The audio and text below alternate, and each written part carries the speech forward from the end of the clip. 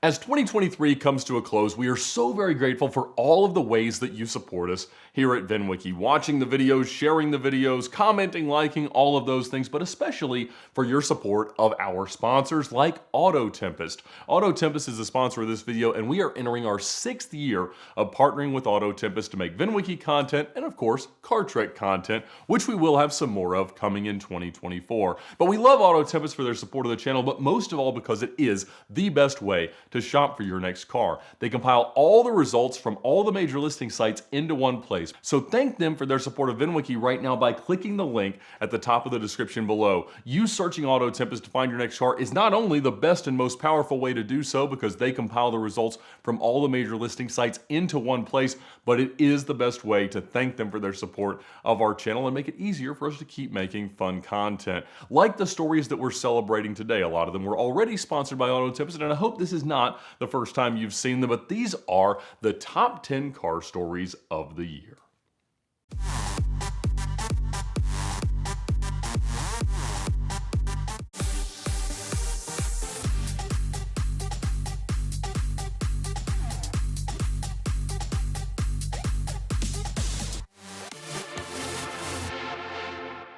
So I grew up in a car enthusiast household, car enthusiast family. Ever since I was a little kid, my parents were always really supportive of my car passion and my car hobbies, especially my dad. My dad would always tell me about the things that he had read or the experiences he had as a kid, doing all sorts of crazy things in cars with his friends. But one thing he always told me about was the Cannonball run.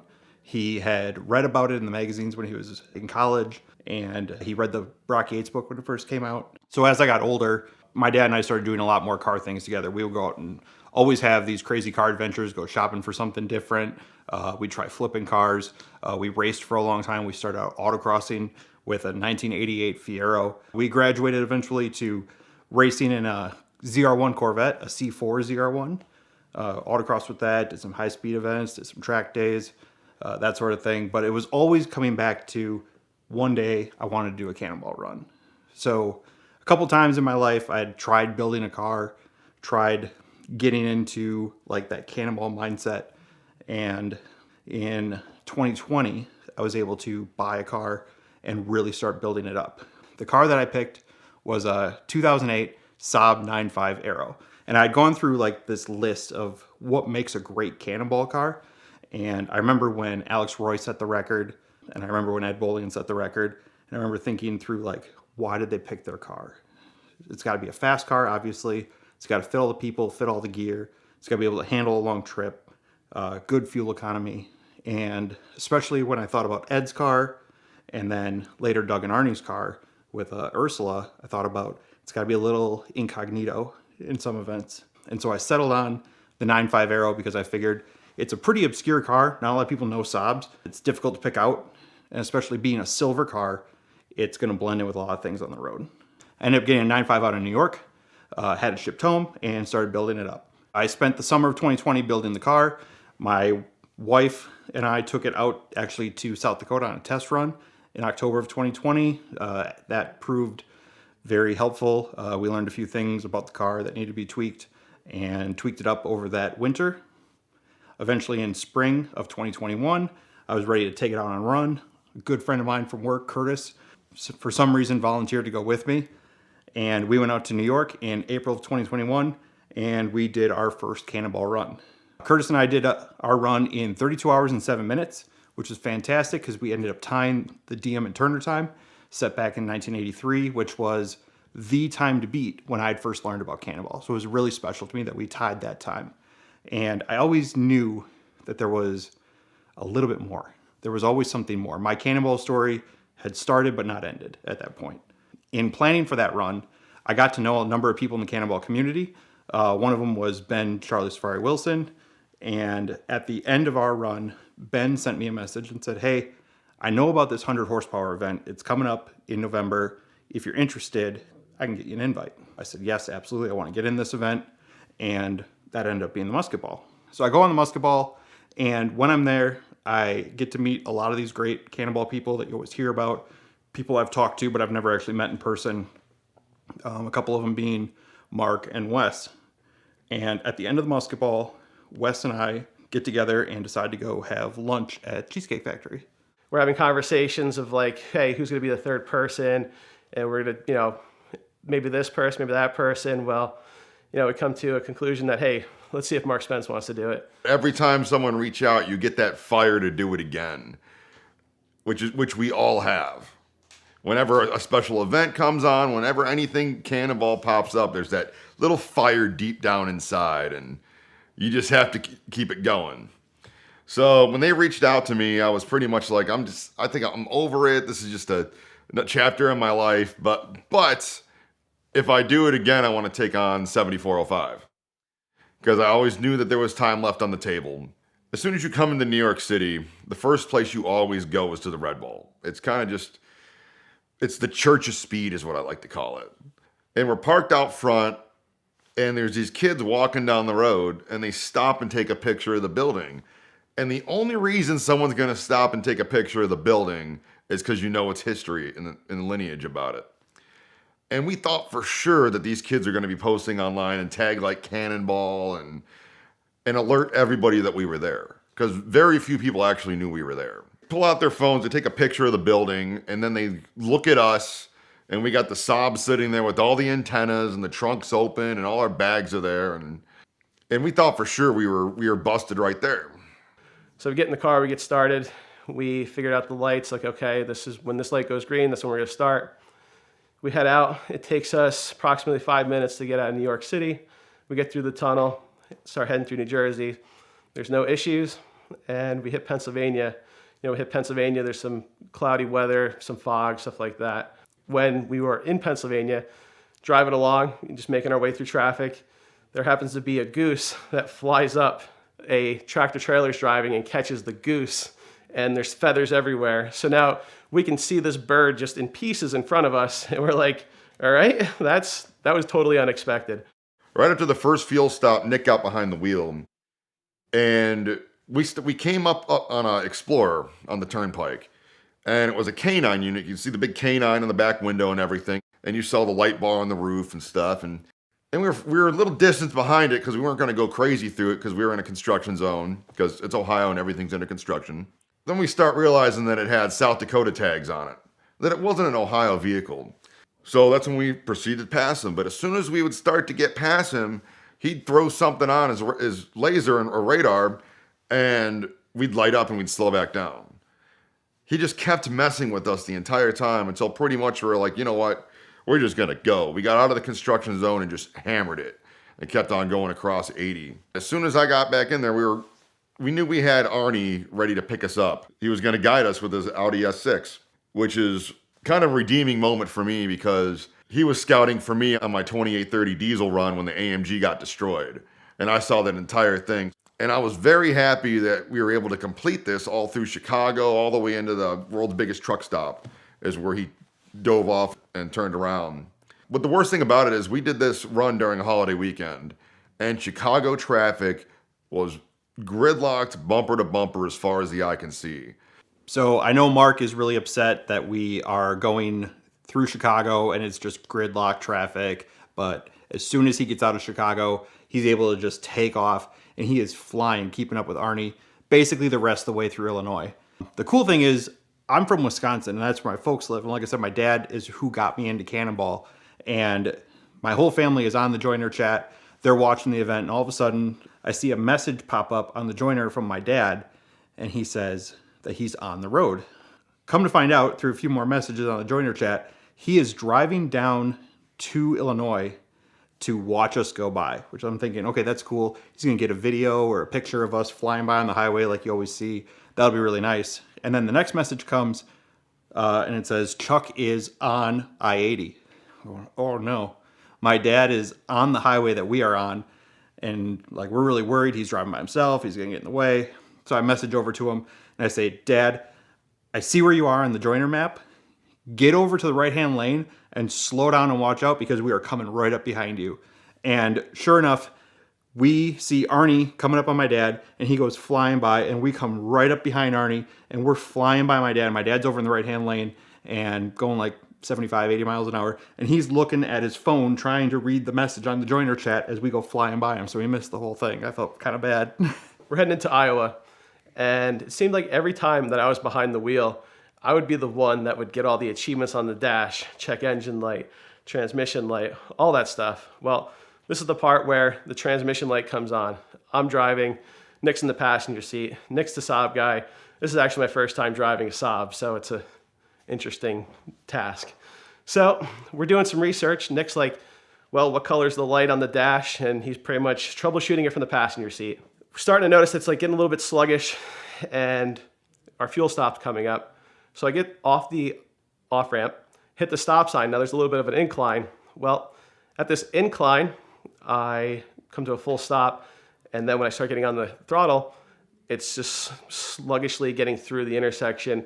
I crest over the hill and pretty much roll into the gas station. And now I'm thinking, oh man, all this time we've invested in this, it's all out the window. So I'm just trying to hold it together because we're a three-man team and I don't want to sound weak at that moment. Wes is like, hey, I think we're done. This looks pretty bad. And I said, as long as you guys are willing to keep going, I'm willing to keep going. As far as I'm concerned, the only way that we're done is when this car leaves on a flatbed. Mark had come up to me and asked the same thing. I told him the same thing, and we just kept trucking along. When we started the car back up, the light was still on, but it shifted. We went backwards, we went forwards. It was good to go. And we hit the road and made it through the rest of Iowa and Nebraska and most of Colorado until our next fuel stop. So I have to say the most difficult state that we actually traveled through was probably going to be Utah. At one point, we hear one of the devices that we have go off making a tone saying basically, hey, there's somebody keying up a radio nearby. Well, we hear that tone go out. I immediately get off the gas. Then we hear the call go out for a vehicle at a very high rate of speed in a very low speed area. And the description is a silver vehicle. Mark hears this. He is looking at me saying, oh my God, that's you. So me being behind the wheel just had that whole conversation play out in front of me. I got the cold sweats and I'm thinking, man, this is a horrible time to be behind the wheel right now. As we crest the hill, we see red and blue lights come on. I'm like, okay, this is for me. Well, I guess they don't know too much about silver passenger vehicles, that there could be more than one at the same time. Well, they pull over another silver passenger vehicle and we skate through that. And I was like, wow, that is very close. So as we're moving along, probably 10, 15 miles down the road, same interaction happens. High speed comes out, car description, we're at the same mile marker, all that stuff. And who would have thought that a Maserati would have got pulled over instead of a Saab? So that was pretty much the breaking point saying, hey, Utah, they have a bunch of enforcement going on. So we're just going to take it easy. And then come to find out later on, that was a enforcement month because they just changed the law with super speeding. So they were out being really aggressive. We did our last fuel stop of the leg out. That was in Arizona. And then we hit Vegas. Vegas traffic was really smooth, really easy driving. Mark was driving through that stretch, and we get to the California border. And the California border, we get through the produce stand, the produce checkpoint really fast, and we make our way in for our last driver change, which happened to be in Baker, California. Now, every time we would swap out with drivers, we'd always like to take advantage of like, hey, if you need to take a bathroom break so you don't have to do it in a bottle or, custom-made bag to use for those purposes, we're like, just going to use the wood line. Well, where we were at, there really wasn't much. There was probably a very small section of woods. So Nick and I went to go run across the street and go into the wooded area, the very small area. As we're going up to it, I said to Nick, hey, watch out. There could be homeless people in there because you could see all the debris that was in this little small patch of brush. And Nick starts going. I'm like, all right. I don't know, maybe I'm a little more shy. I'm going to go around the corner. So I head into the bushes and I was just like, oh my God. I'm like, there's a dead guy. And when I made that corner, a guy committed suicide and I happened to come right across it. Now I immediately turn around because that's something that you're going to just keep seeing. I turn around, I go to Nick. I'm like, hey, we need to get away from here. I'm like, this is what I just happened to see. And I made sure, just be professional about it. It's like, just come over here. And Mark or Nick didn't see the person, but reach out to dispatchers and call and say, hey, this is what we have going on and stuff like that. But apparently it's a common problem to be out there because once the dispatcher told me, she's like, this happens and this is not the only one today. I'm like, oh my God, like that's insane. finally get that set aside, and now we're heading to Redondo Beach.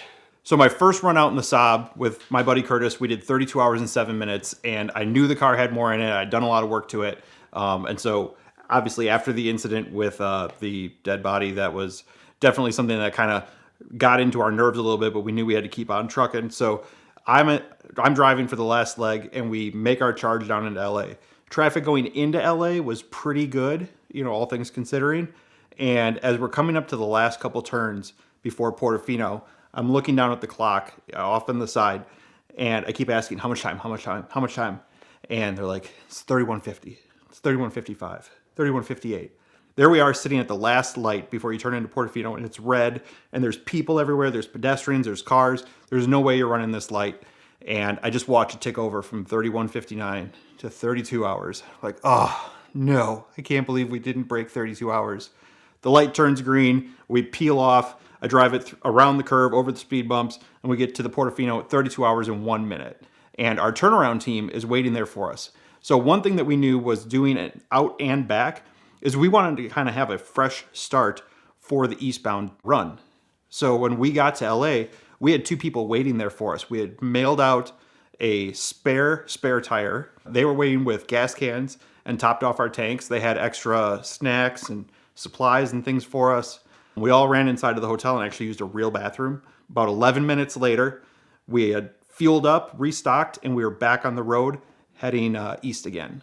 Wes was getting a little drained out of driving, and on the freeway looked wet. The entire time, it just had a certain shine to it that made it look wet, but it was dry. So Wes pulls over, and I jump in the driver's seat, and I get out, and I have one of those Days of Thunder moments, and so I get out, and I go out, and I feel the road. I put my hands on the road to see how warm or cold the road was, and I just get back in the car, and I give it all she has. During this time, our buddy Dan Doucette was running overhead for us, and there was through Glenwood Springs on 70, there was a fire next to the freeway, and there was a 170-mile reroute around it to get back on track, which was insane, in my opinion. And that's why I was going as fast as I could, giving the car all she had so we can make up that 170.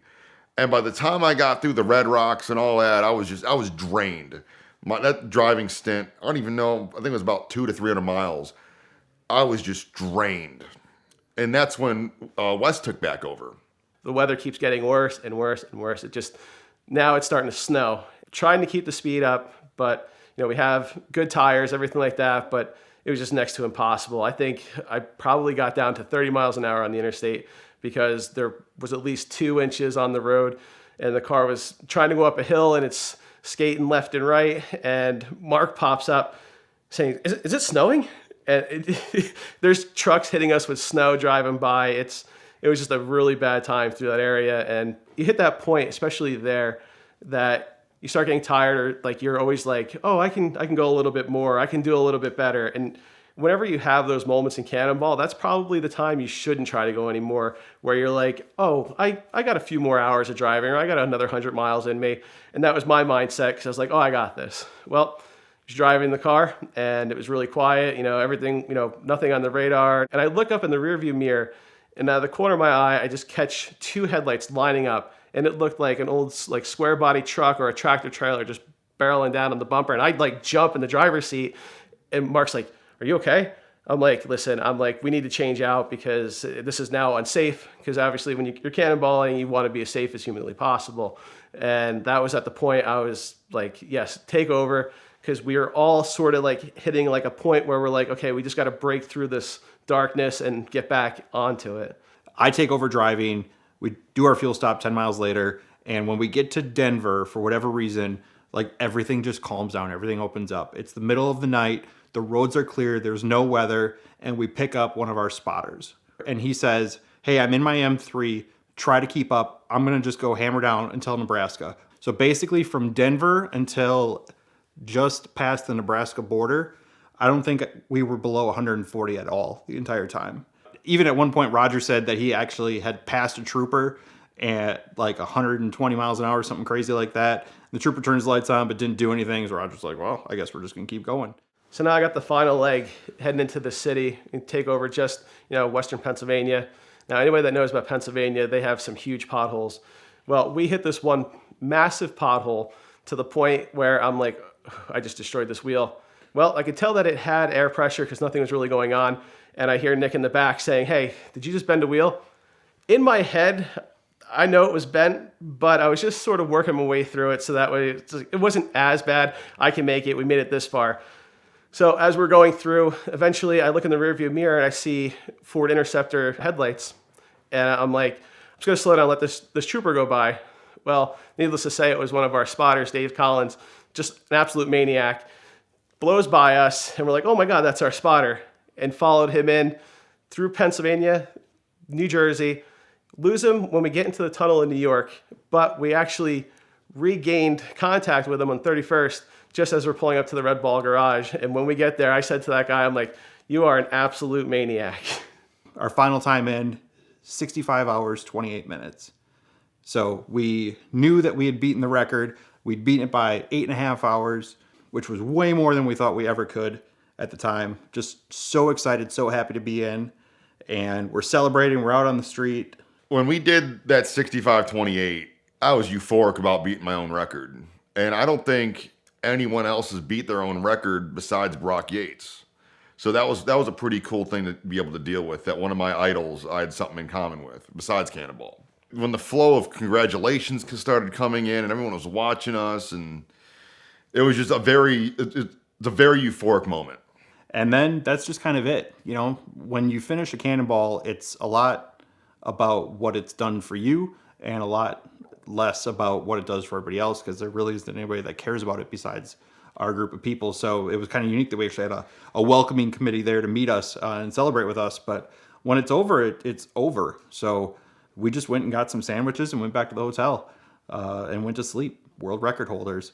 So after we completed the run, we're back at the hotel. I have to go get my vehicle because I put it in a parking ride because I live nearby.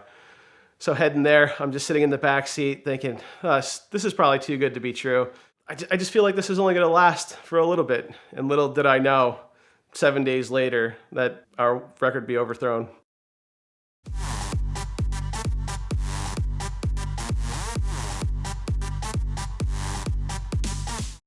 As far as we know, it's completely legal, but we don't know to this day.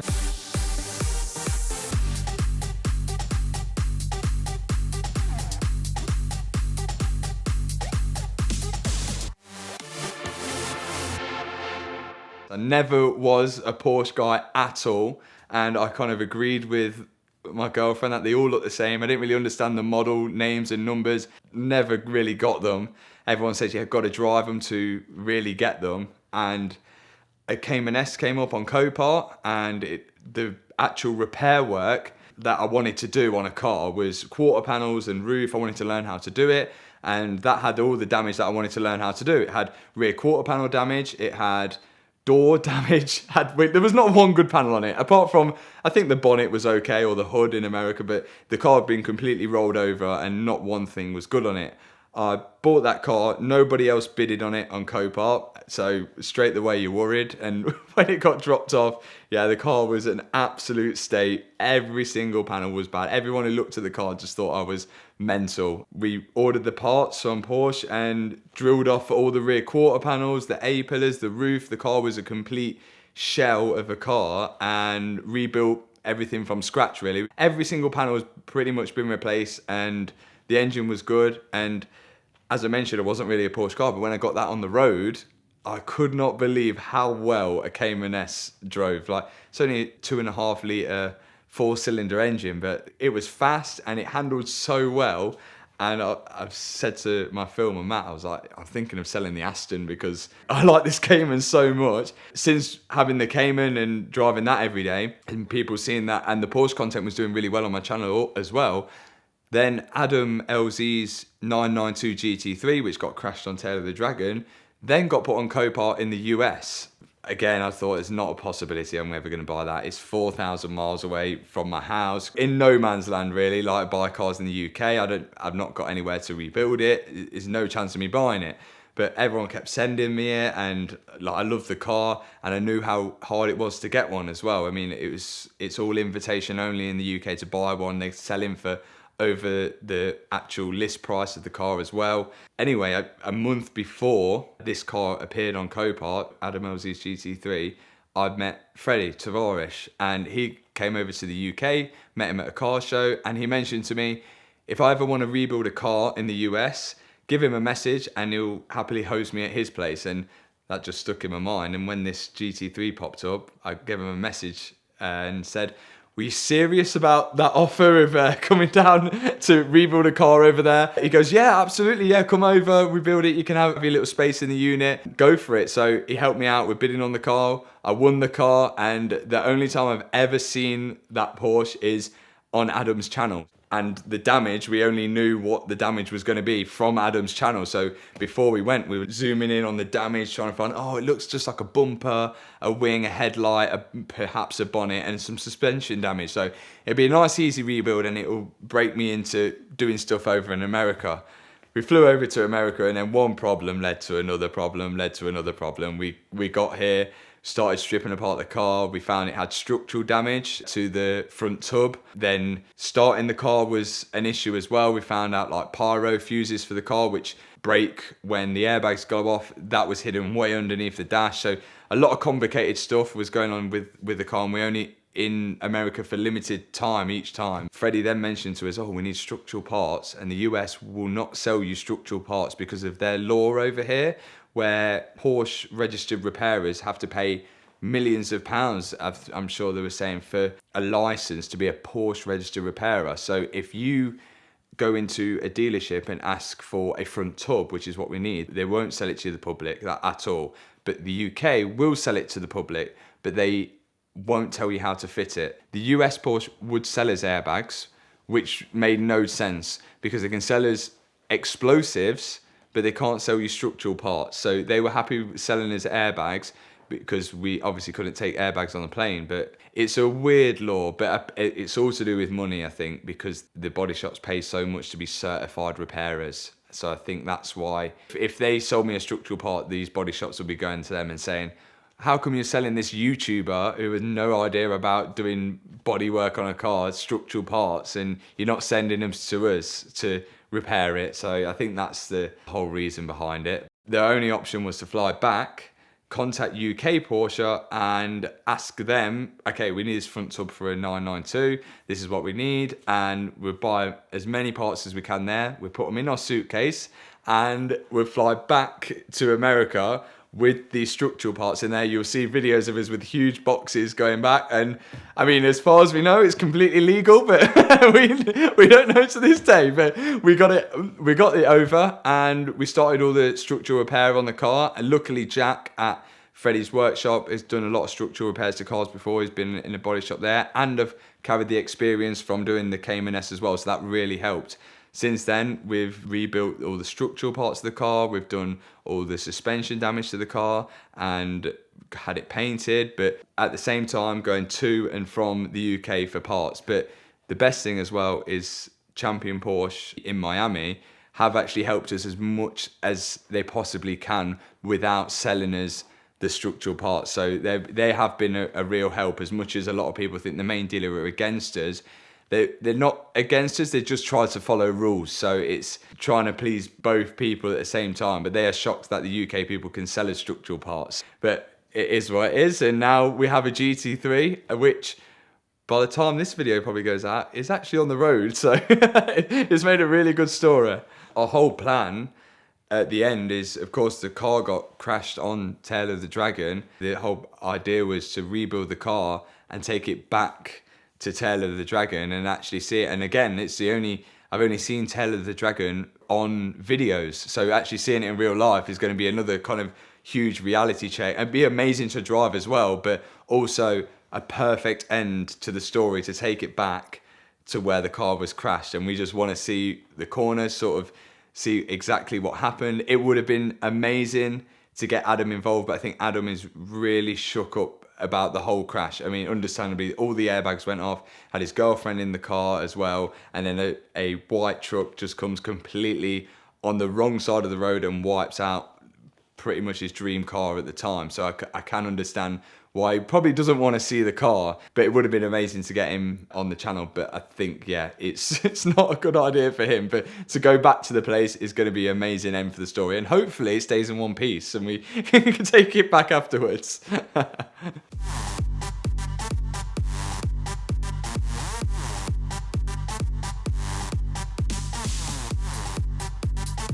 Did you check the speed camera network when you first started this investigation, which would have been 4 or 5 months after the alleged crimes? She goes, yes. The detective who's just said no to the judge is now shrinking by the minute into his chair.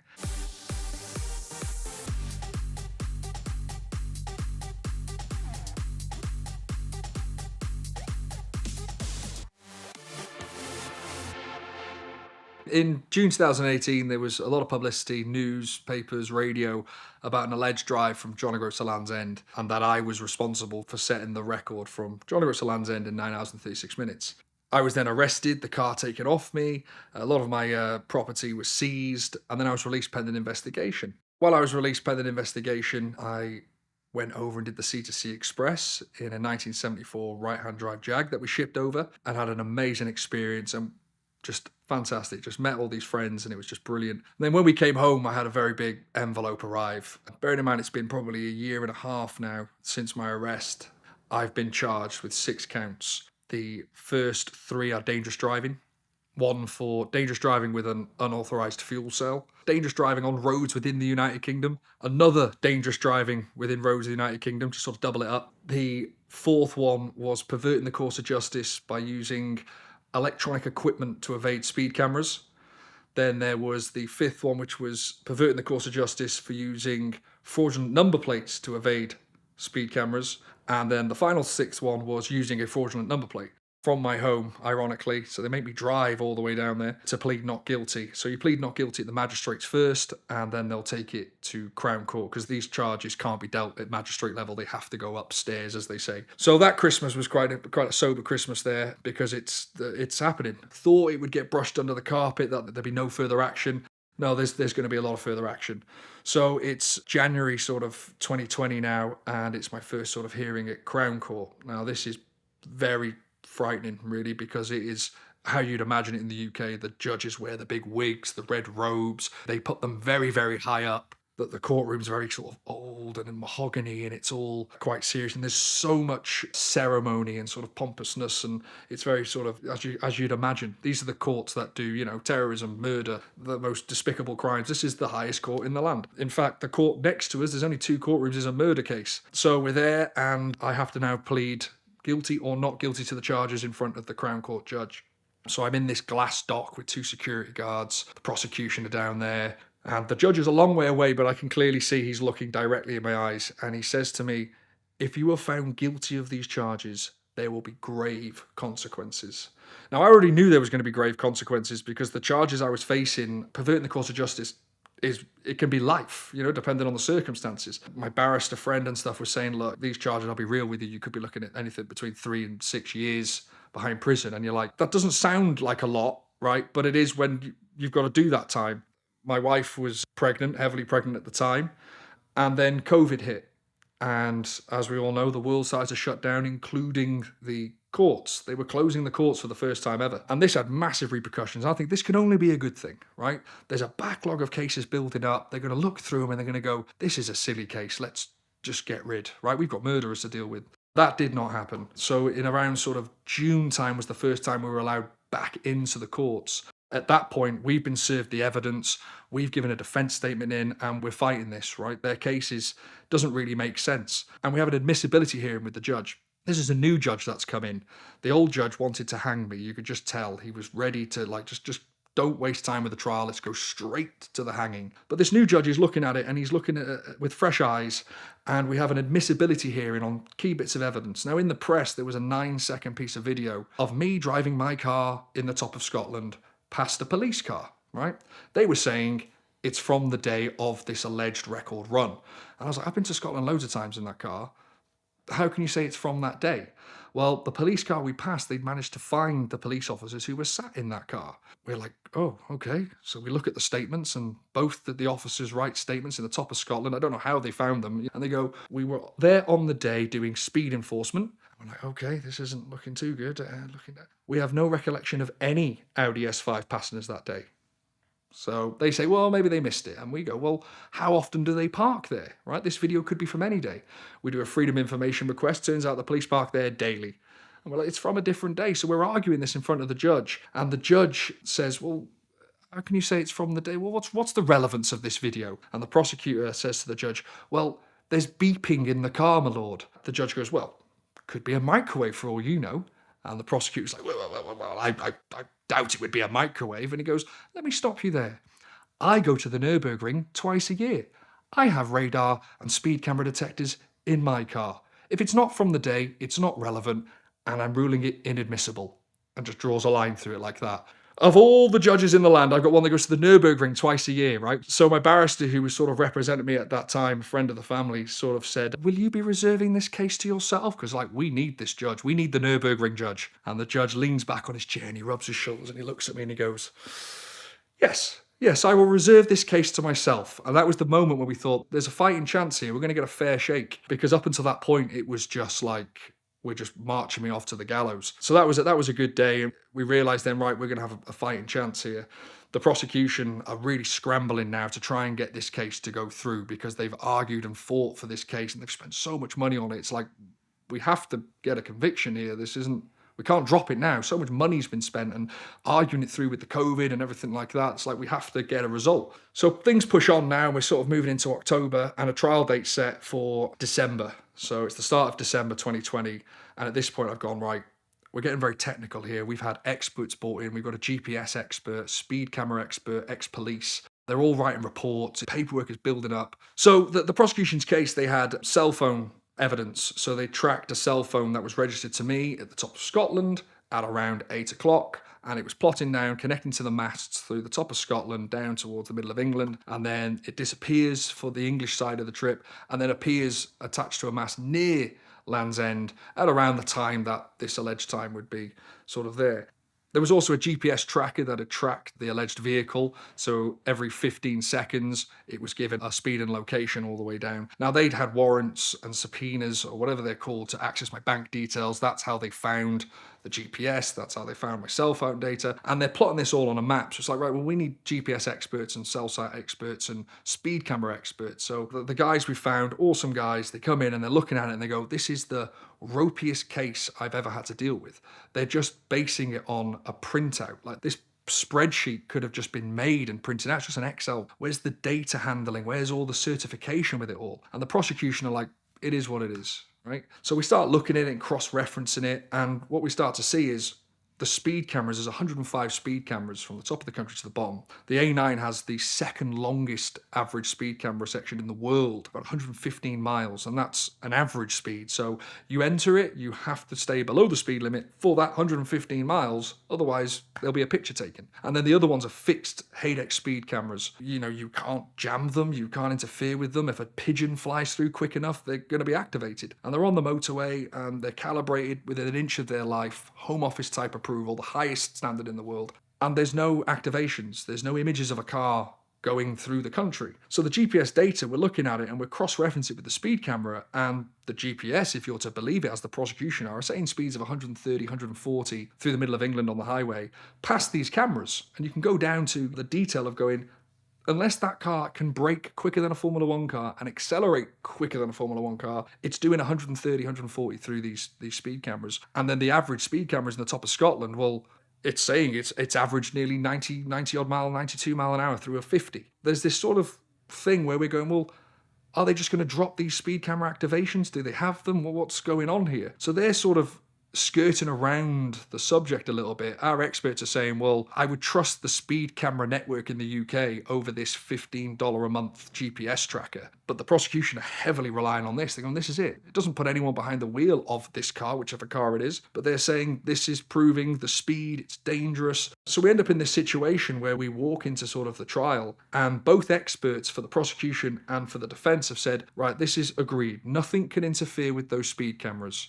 If a vehicle is in excess of the speed limit at that time, there will be an activation. Now, if the number plate's missing, dirty, it gets sidetracked for human review, so it's not automated, for a human to look through these to go, oh, it's a dirty plate, or the AI system's not quite read it properly. They're all in agreement of this, and yet we're kind of like, can you not see the conundrum you've got here? You're saying the car's doing this sort of speeds through the country past these cameras, but you've got no evidence from the cameras. So the expert is sort of saying, well, they didn't check them in time. They'll only store them for, say, 2 years. And after 2 years, they'll get deleted. So he's put this in his report, and we're like, well, bring this letter out. And it's from the chief of police saying, we have checked the speed cameras 6 months after they heard about it, which would have been 6 months after the alleged crimes had happened, and there was no activations. So we're in this situation now where we walk into trial, and we need to get an answer from the prosecution categorically. Are they saying they checked the cameras and there was no activations, or are they saying they checked the cameras too late and there was no activations? So we walk into trial, and the first thing before the jury got in is, kind of housekeeping, and I'm now representing myself. Now, represent yourself at Crown Court is quite rare. In fact, when we looked it up, the Department of Justice have a little bit of guidance for judges and prosecutors on how to deal with litigant in persons, how they call it. And it's basically just saying that usually they have some sort of mental illness. And that was the only advice we had, was that if he represents himself, there's usually some sort of mental illness. So we're there, we stand up, the judge is there, it's all very ceremonial now, and it's like, this is it. It's been 2.5 years pretty much to this point. It's just all we've been thinking about. So we asked the judge, can we get a categoric answer? Has the prosecution and the police searched the speed camera network in the UK? And the detective who had taken over from another detective stands up in the court and says, we have not.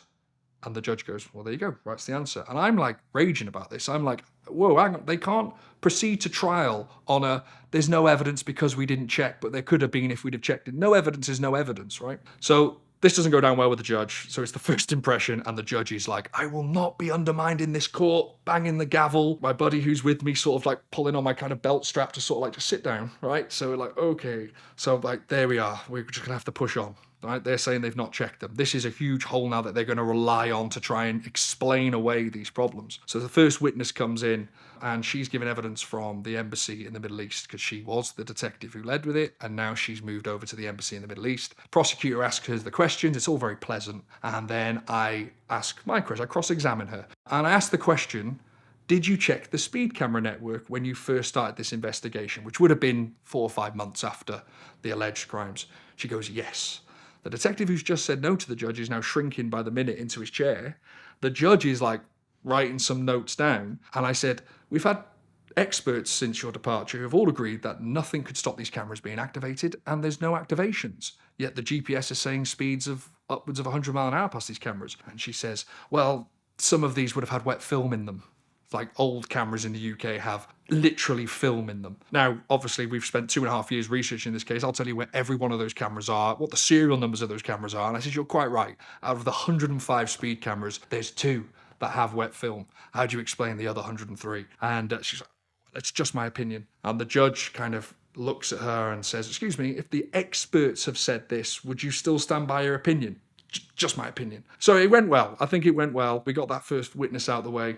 We're pushing on now. So how it sort of works in the UK courts is the prosecution will present their case, and then at half time, the judge will decide whether you can, in sort of certain circumstances, submit a no case to answer. Say, look, that case is so poor, the jury can't decide on it. The judge can just throw it out under certain circumstances. So the witnesses have come forward. We've cross-examined the police officers involved with the investigation, and we come to the half time. Now, we've presented a no case to answer, and it's quite a clever sort of legal precedent, which was R.V. Milton. You need to look this guy up. He was a police officer in the Midlands in the UK, and he was driving at 155 miles an hour on the M54 near Telford, and the black box in his police car obviously logged it all, and the police decided to prosecute the policeman. And he argued that he was testing his driving ability and that he was an experienced driver and he was evaluating his skills. And what came from it was this statute, basically, that speed alone is not sufficient for dangerous driving.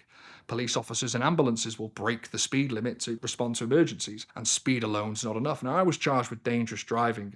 The reason why I was charged with dangerous driving is we have a 6-month statute of limitations in the UK. So they only found out about it about 8 months after it happened. So they were basically trying to negate that by saying, we'll do dangerous driving because we can negate the statute of limitations on speeding. However, it's a much higher threshold. So our argument at half time was, Speed alone's not enough, even if what they say is true. To drive fast is not enough. The roads allegedly were good.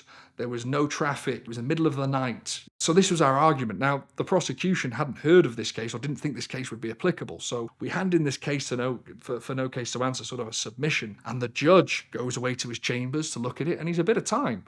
And he comes back and he sits down and he's like, when I first heard of this case, I was reminded of R.V. Milton. The prosecution are scrambling now, thinking, what is this case? And they're looking at it because they're thinking there's no way this is getting thrown out at half-time over some technicality. And he looks and he says, I have given it some thought. Speed alone is not sufficient for dangerous driving. However, to drive that length at those speeds, as the prosecution allege, would be considered dangerous from a fatigue or endurance point of view. And in my mind, I'm like, let me introduce you to some guys over in the States, right? This is just pop to the shops for them. And he says, in my view, there is a case to answer and we'll proceed with the defense. So we're like, right, okay, we're trying everything. So it's like, right, we're going to have to go the whole hog now. So we're now relying on the jury's verdict. So we have a jury of 12 that have been brought in. You don't pick a jury in the UK, they're just randomly selected. However, when they walked in, it did look like VINwiki had sent a busload down. It was just young lads all coming in. There was a couple of ladies that we called the Karen, all face masked up, and she was giving me the evils. So we then come to defending the case. Now, I had no witnesses of the fact. It was just some expert witnesses. So I had my GPS expert and my speed camera expert, but I had no witnesses of fact. So they're cross-examined. It's all very, very technical now. Cell site, GPS, the whole thing sort of comes to a head now of the jury are looking a bit bemused because the speed cameras that are Home Office type approved are saying there's no speeding. The speed camera experts are saying, I'd find it bizarre that if the prosecution say what's happened has happened, there wouldn't be at least a few out of that 105 that would have caught a car. They sort of say, well, maybe he slowed down for the cameras. And I'm like, well, that's not quite a crime now, is it, right? If you're slowing down for a speed camera, that's basically what they're there for, right? What you're trying to say is if you're driving at, say, 80 on the motorway in the UK and it's 70, you have two choices. Speed through the camera and take the ticket, or slow down and pervert the course of justice and go to jail for 12 months. So the judge wasn't having any of it. He was like, no. Everyone slows down for speed cameras. So they're in this sort of area where they kind of, are you trying to say this speed camera network's wrong?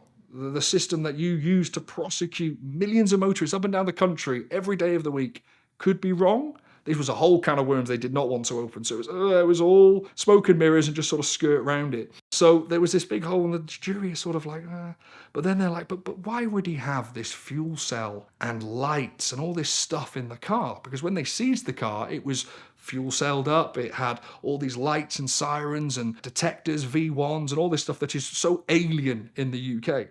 So there was this, credible question of like, right, even though it doesn't matter why I've got them, the jury deserve an answer of why. On the C2C Express, I'd met Sergeant James Snow, and he's involved with the Cannonball Memorial Run charity, and they raise money for fallen police officers. It's a completely unbelievable charity, and something so, for us over in the UK, is just like, wow, it's something we don't really think about on a daily basis. And I got on really well with him, such a nice guy. And when I was in this sort of predicament, I was like, I need to be able to explain why my car is it is without me just saying why it is. And I thought, who better than a sergeant for the San Bernardino County Sheriff's Department to explain why the car would be like it is. And he wrote this letter that was so good that it's framed now in my office. And he basically explains that I was invited in 2018 to do the C2C Express. And as I say to the jury, I couldn't go because the police took the car off me and I was arrested a few weeks before. And that I did go in 2019. And cars in the US usually have fuel cells, and radar and laser defense systems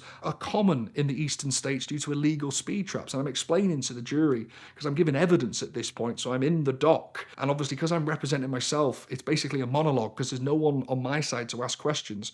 So I'm explaining this sort of the C2C and everything like that within reason, and the prosecution are trying to object to this because they do not want this letter to be read in court because they've had it for a few months and they realise, oh, right, this explains so much and we can't rely on this. Well, yeah, but why would he have that? And this amazing letter from Sergeant Snow explains why you'd have the fuel cell, the laser defense systems, and he even goes on to say, and I'm humbled to say this, more people should be like Mr. Davis, and signs it off with his CV where he's like, to the UK, he's like Hollywood star. It's like SWAT and California Highway Patrol. It's like he was a movie star. The UK police must have thought he was fake. They must have checked him out because there's no way. They were thinking, when that dropped on their desk, that this can't be real. And we submitted photos in the jury bundle of Sergeant Snow with William Barr, the Attorney General at the time. They're looking at photographs of me and Sergeant Snow, and then Sergeant Snow with William Barr, the Attorney General, and we're shaking hands, and it's just beautiful to see. And you can just see the jury kind of going, oh, that makes sense. And then like the lights and everything's like, I've done rallies around Europe. Here's photographs of me in Monaco with the signboard and everything like that. I give evidence on the stand. I'm cross-examined, which is very uncomfortable. And I think the prosecution thought that me bringing the Jag over was a lie. So he's trying to ask me questions like, well, how would you bring the Jag over? And I'm like, I'll talk about this all day because I did do it, right? So I'm explaining. He quickly backs off it because he realizes he has actually taken a Jag to the US. This isn't just some fairy tale. We've tendered all the evidence. We're on the Thursday of the trial. We've started on the Monday. And the judge is basically saying it's now closing statements. Now, unbeknownst to me, there's a little like old school law written into the law books where if these criteria are sort of satisfied, the prosecution don't get a closing statement. Now, this was news to me, right? We didn't know about this until the prosecutor was arguing with the judge about it. So if you represent yourself at Crown Court and you tender no witnesses of fact, so they're witnesses like expert witnesses, it's at the judge's discretion whether the prosecution get a closing statement.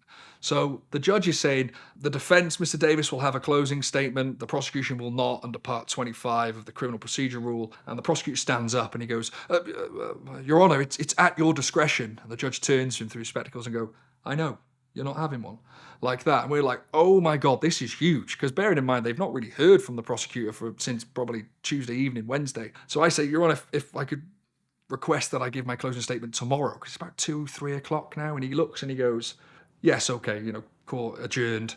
So I've got all night to basically prepare some sort of closing statement, thinking that now the jury are literally just going to hear me talk tomorrow and then go and make a decision. So just hoping that memories are short and they'll just hear me last. The prosecution aren't happy about this, but, it's a nice little bit of luck on our side. So that night we go home. Press is really kicked off. From day one, there's been a court reporter there. Day two, the paparazzi are outside. I've been snapped by the Sun newspaper walking out. Day three, there's all press in the gallery. And although you can't see what's happening in court, you can listen in. So we've got the Press Association, BBC News, and you can see these names all dialed in, listening to how this case is going. So there's a lot of eyes on it now, and people are sending me links online, and I'm just ignoring because the last thing I want to do is start reading the press and how it's going and things. So I'm sitting there with my friend who's been with me. I'm just saying, it's done, basically. All I've got now is my closing statement, and I'm just thinking, this is going to end badly. Like, my child now is 8 weeks old, my first child.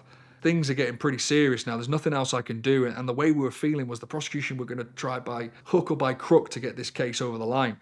And there's just no way of knowing. You can't Google anything. You can't phone anyone to go, how do you think it's going to go? You have no idea. So I'm trying to just write some sort of closing statement or something. And it's like, it just can't do it. It's like I'm just sat there like, oh my God, this is getting pretty heavy. And at the time, I'll be getting notifications from VINwiki and it's like, oh, Arnie's just the COVID runs and Arnie's done this. And it's like, and I'm just there going, oh my days, I was born in the wrong country. And like, it's all getting pretty serious. So we get into there, the jury are all sworn back in and they're all put in.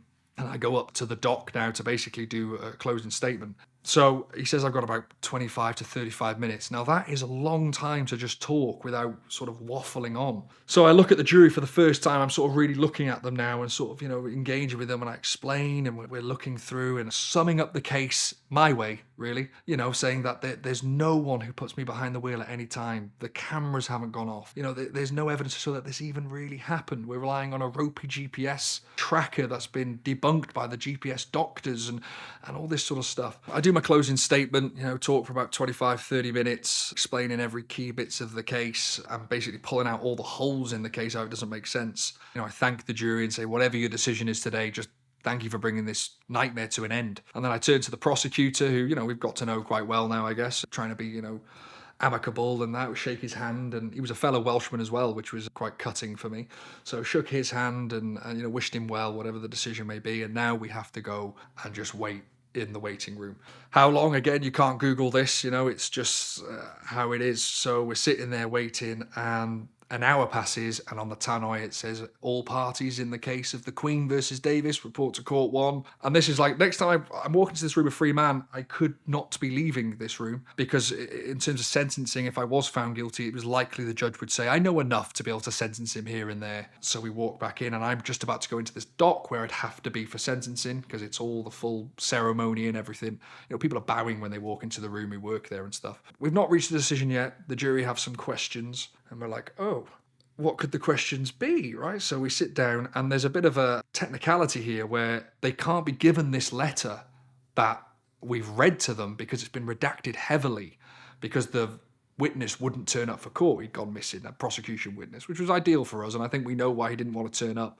And on the way up to Scotland, I was actually stopped speeding. I was caught by Scottish police in a car, and I was stopped for speeding. I was doing 84 in a 50, I think, and I was caught with a Pro Laser 4 gun, clean, no problem, signed the ticket, no problem at all. Now, these police officers were contacted because these are the only guys who see me in Scotland around the time of these alleged crimes happen. Now, what was interesting about it is, on the route to verdict, the first kind of question was, if you are not sure that Mr. Davis drove his Audi S5 vehicle, you must acquit him of all charges. This was the first question they have to get past.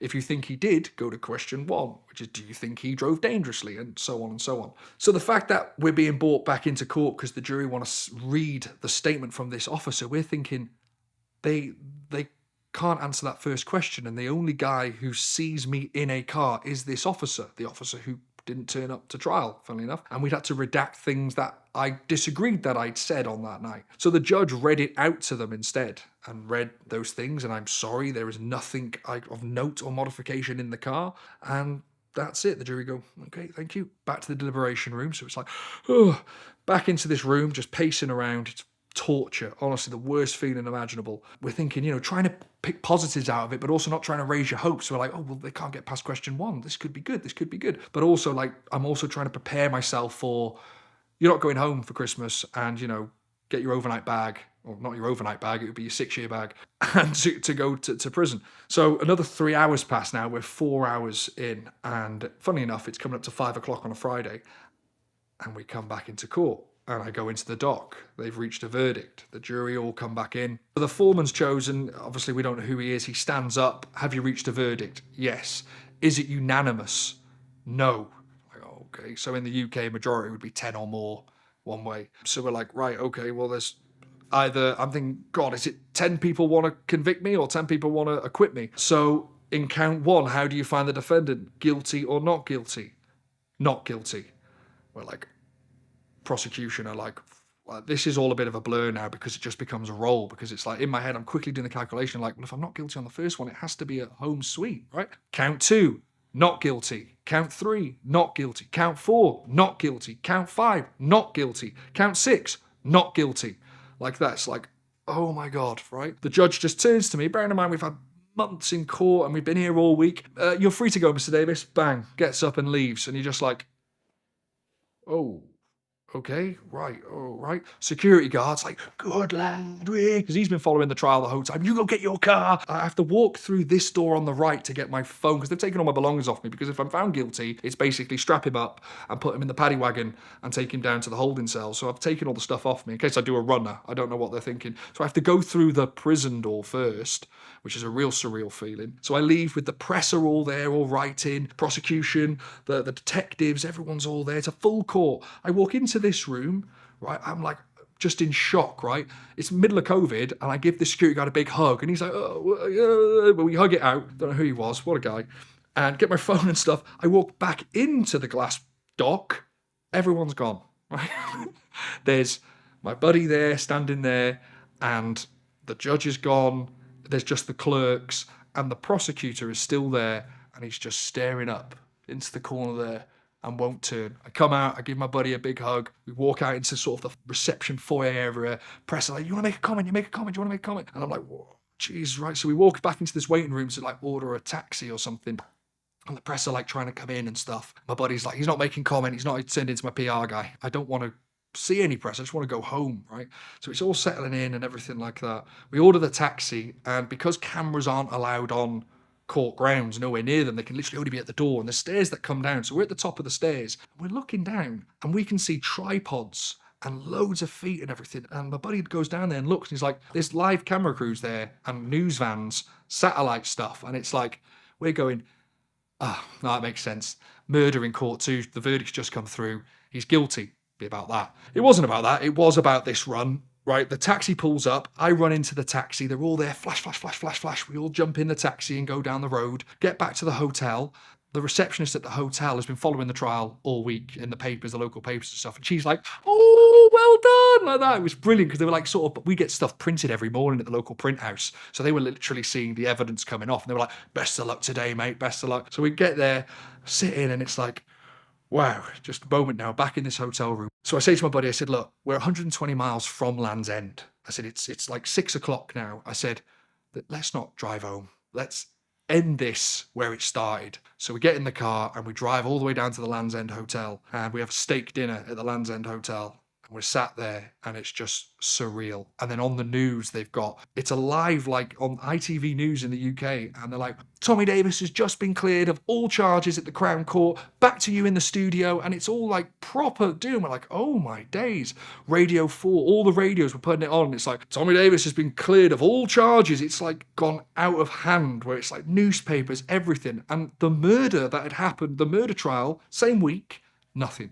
I never felt so bad for publicity almost because it was like this guy had been stabbed and it was a real serious local murder case. He's probably got a tiny little piece in the local paper and it's just my stupid face coming out of court with a face mask on being cleared of all these crazy charges. So the next morning we're there and we get some photographs and everything like that. And I say to this is the Land's End Cafe where people finish or start these pilgrimages. And there's the signpost, very much like the Portofino. And I say to him, what is the fastest time between John O'Groats and Land's End? And obviously I've got a face mask on. And the guy goes, well, funny you say that. He says, someone's just been cleared of all the charges last night for doing it in 9.5 hours. And I'm like, whoa, no way. Oh, anyway, nice to see you. See you later. Send a postcard home, get in the car, drive home, and just like sit in the car for that journey home. Just unbelievable. So a bit of a warning for all these American guys. We've always sort of thought about like, what would happen if a prosecutor in Utah or Texas just thought, no, I've had enough. Don't take your phone with you. Don't post everything online straight away. Just picture the worst because it happened to me. But I was lucky.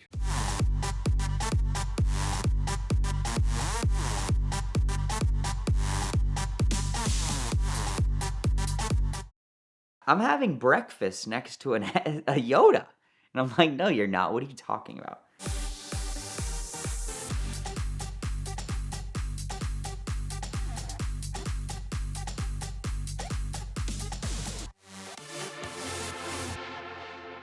So we are always trying to chase unique spec and unique historical Lamborghinis. When you look back, now, Lamborghini production, especially for Diablos, is just so rare. And to find unique colored cars is even more difficult.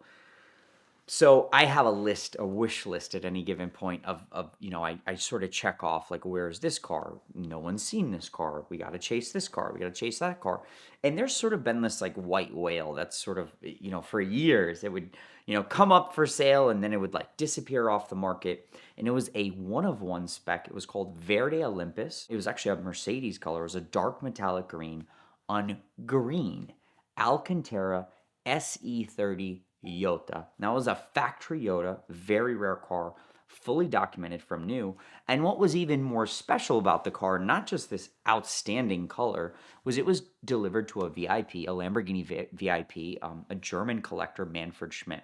Manfred Schmidt also, years before, had spec'd this really wild Countach that was used for press. It was actually, everything was black. So black wheels, black interior, black outside. So he'd always had these really great spec'd cars. And this SE30 Yota had been seen in Monaco, had been seen in Germany.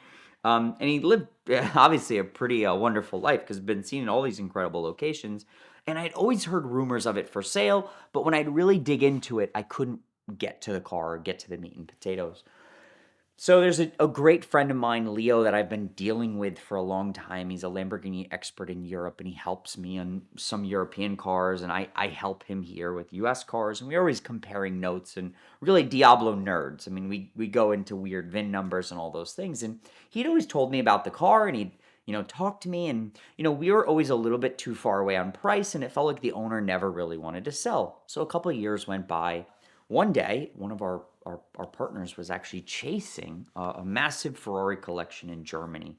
But it became this disaster Ferrari collection. It was like 20 cars. There was some money tied up, and he basically had to fly into Germany to close this deal and make it happen. So he ends up flying into this a fellow collector and sort of a historian in Germany's house. He spends the night there, and the next morning he wakes up and he's invited to have breakfast with this gentleman. And he goes out into the kitchen. He's like, looks over, and he's not a huge Lamborghini expert, but he texts me and he's like, I think I'm having eggs next to a Diablo SC30 Yoda.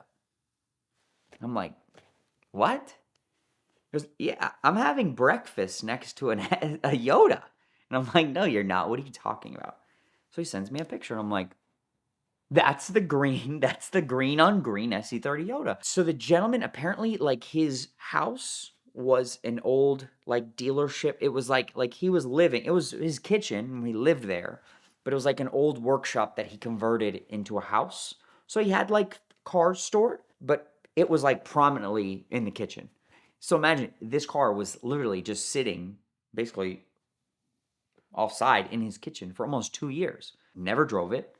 Sort of probably just admired it while I was having his coffee, which sounds like actually a great idea. Definitely a unique place to put your SC30 Yoda.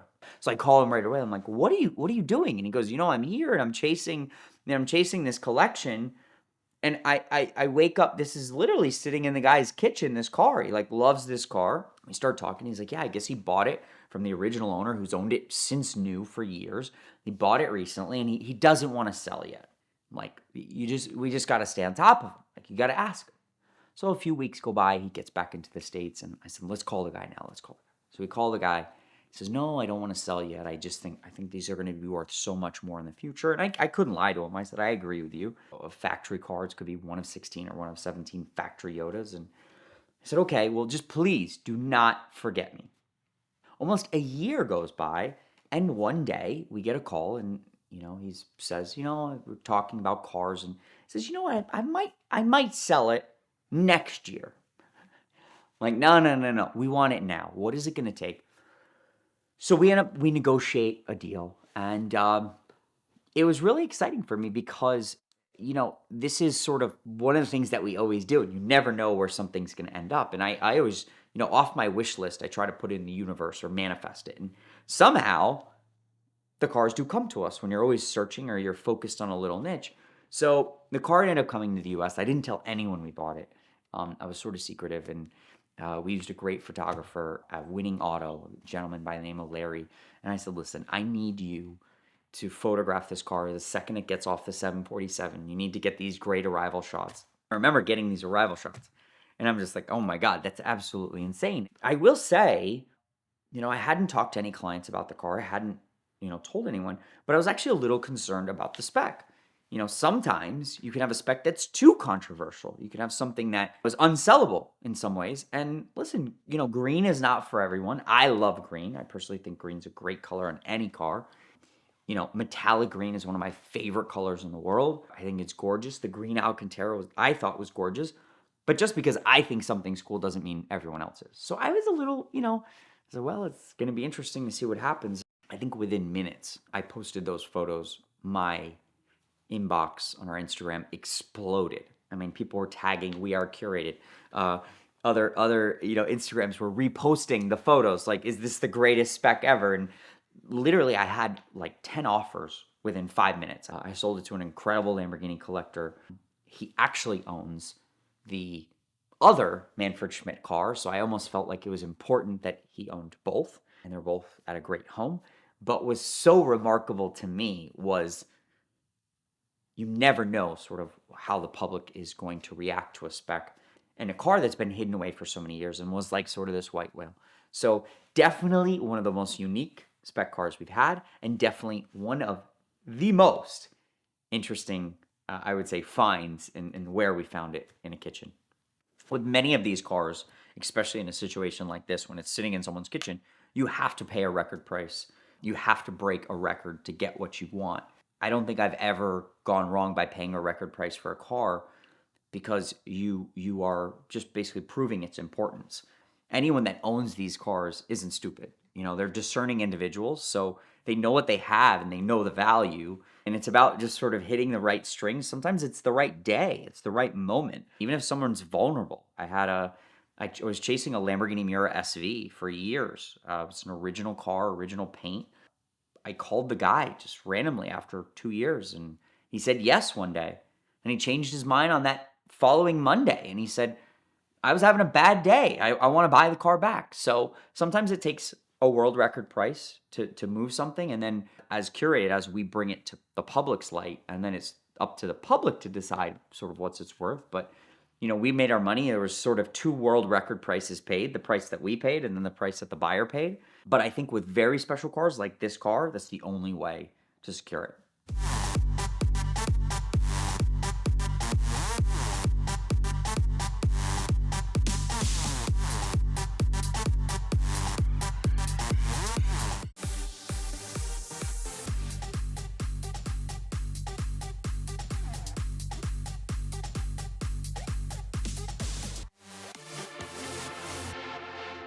So one of my main roles during my 8 years as the Stig was to teach the celebrities how to drive what we call the star and the reasonably priced car. I mean, to put it in context, it was a Suzuki Liana. It would be the sort of bottom rung of a rental car. You'd go to the airport, and if that was all that was left, that might be what you would accept as a 4-wheel transportation. It was basic. It was manual gearbox, although we did have an automatic as well.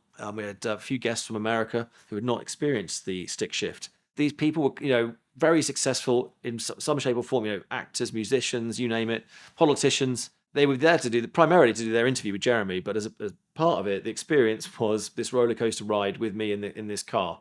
I'd introduce them to the track. I'd always do a slow lap, try and make them feel comfortable before we then made them uncomfortable, because racing a car, driving a car fast, is utterly removed from day-to-day driving. Everything you learn to pass the driving test goes out the window, even how you learn how to turn the steering wheel. We all get taught to shuffle around with the wheel. That's the first thing that has to go, because when you're driving fast, the tyres get stretched and stressed. You need different ways to control the wheel and look further ahead to see where you're going and anticipate the corners and all those things. And I only had sort of 10, 15 minutes max to try and impart this 20 years of knowledge to someone who just arrived. But really, it was simpler than that, because everybody had different expectations. Everyone has different strengths and weaknesses. And my role was to get the best out of each person. And that was the fun part. So you get to meet someone you've probably seen on television, and ultimately you're then just dealing with the human being. What are they good at, and what do they enjoy or not enjoy? Not everybody enjoyed it. I mean, I remember Jack D came, he's a comedian, and he's very sarcastic. So I thought he was just taking the piss when he was saying he wanted to get out of the car. We were doing 30 miles an hour.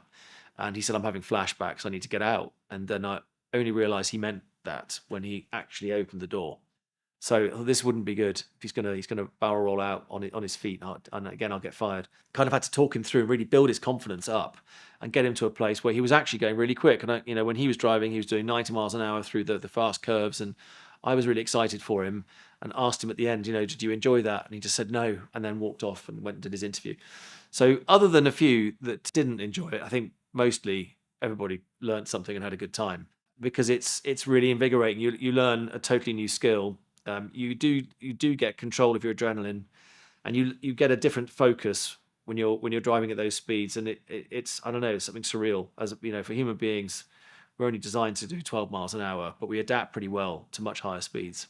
Yeah, some of the coolest ones we had. I mean, it's amazing meeting F1 drivers and seeing them approach a cheap car with the same seriousness as they would a Formula One car. I wasn't there for Vettel, but I heard, because we still talk about this stuff with all the producers that were there. He was checking tire pressures and things like that, which actually, no one had ever bothered to do. I don't think anyone had ever serviced the car. You could tell this because a lot of the guests, it happened 3 times when a wheel fell off, which was embarrassing. I think the first one was Lionel Richie, and the front right wheel separated it from the car, and off it went. comedians always seem to be the most challenging. I don't know why that is. I don't know if that's something to do with the way their brains are wired, but there was a couple of them. Chris Evans was one, and Jimmy Carr was another one, who had no sense of survival at all. So as the instructor, if you weren't aware of that quite quickly, you needed to pay attention, because they could be spinning towards a tire wall backwards, and they wouldn't even consider braking. So you had to sort of impart a sense of fear in them that was absent. And they just thought the whole thing was funny. So that was comedians. Another one that nearly took us out was David Walliams. He, again, I don't think he was enjoying himself particularly, but wanted to do well. So it's always a tough combination, because the hardest person on yourself is you. And he was starting to skid wide. We set the camera up at the exit of the corner to sort of capture him crossing the line. We'd seen a few laps and he seemed to be consistent. So we moved the camera in a bit. And I could see that something was going wrong, because he was going through the corner and continuing to turn. And the further he turned the steering wheel, the less that it actually steered in that direction. And he was coming towards us. So I was kind of jogging backwards, and I was trying to helpfully indicate that he should get off the throttle and straighten the steering wheel. And this sort of sign language wasn't helping. So we then just grabbed the cameraman and just ripped him out of the way. And he skimmed past the tripod camera where the guy had just been standing and spun into the field. One of the stories I'll never forget was that one of the people we had on the show, a guy called Billy Baxter, who was blind. To achieve a lap with him required a totally different approach. You couldn't say turn left at the tyres or watch out for the white line. We had to completely reinvent instruction. I was using the hands on a clock face to indicate how much to turn the steering wheel, lots of expletives to give braking and acceleration notes. And Billy sort of really took this on, and he was an ex-military guy, so again, really good at taking training on board and responding quite quickly. And he actually beat 4 sighted celebrities, including Boris Johnson, the Prime Minister, who was, I think, on a 2 minutes and 2, and Billy managed a 1 minute 58. So poor old Boris, he got to take that one on the chin. Maybe he needs to go back when I go and beat Barrichello's time.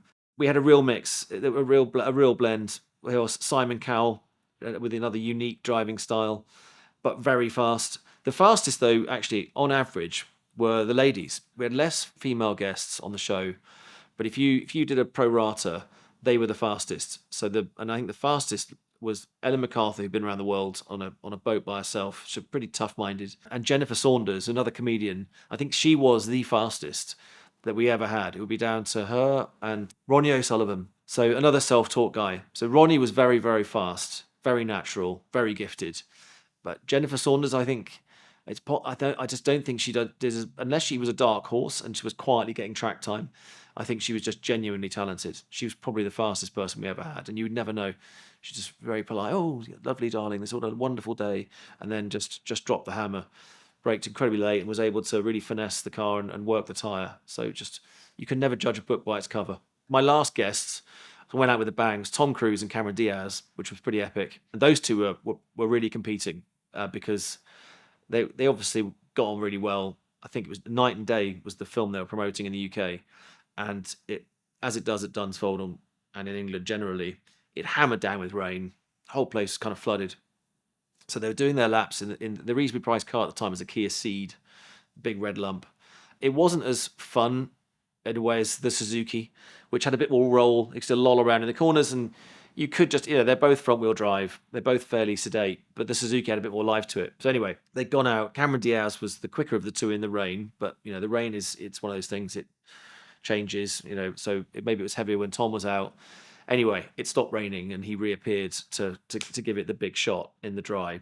He really properly went for it. They had the huge entourage there, and the BBC had been quite worried about the potential liability issues. So there was a general impression that they didn't want me to teach him too much in case he went too fast and then crashed the car. That was what I think I was being told when they were saying stop teaching him.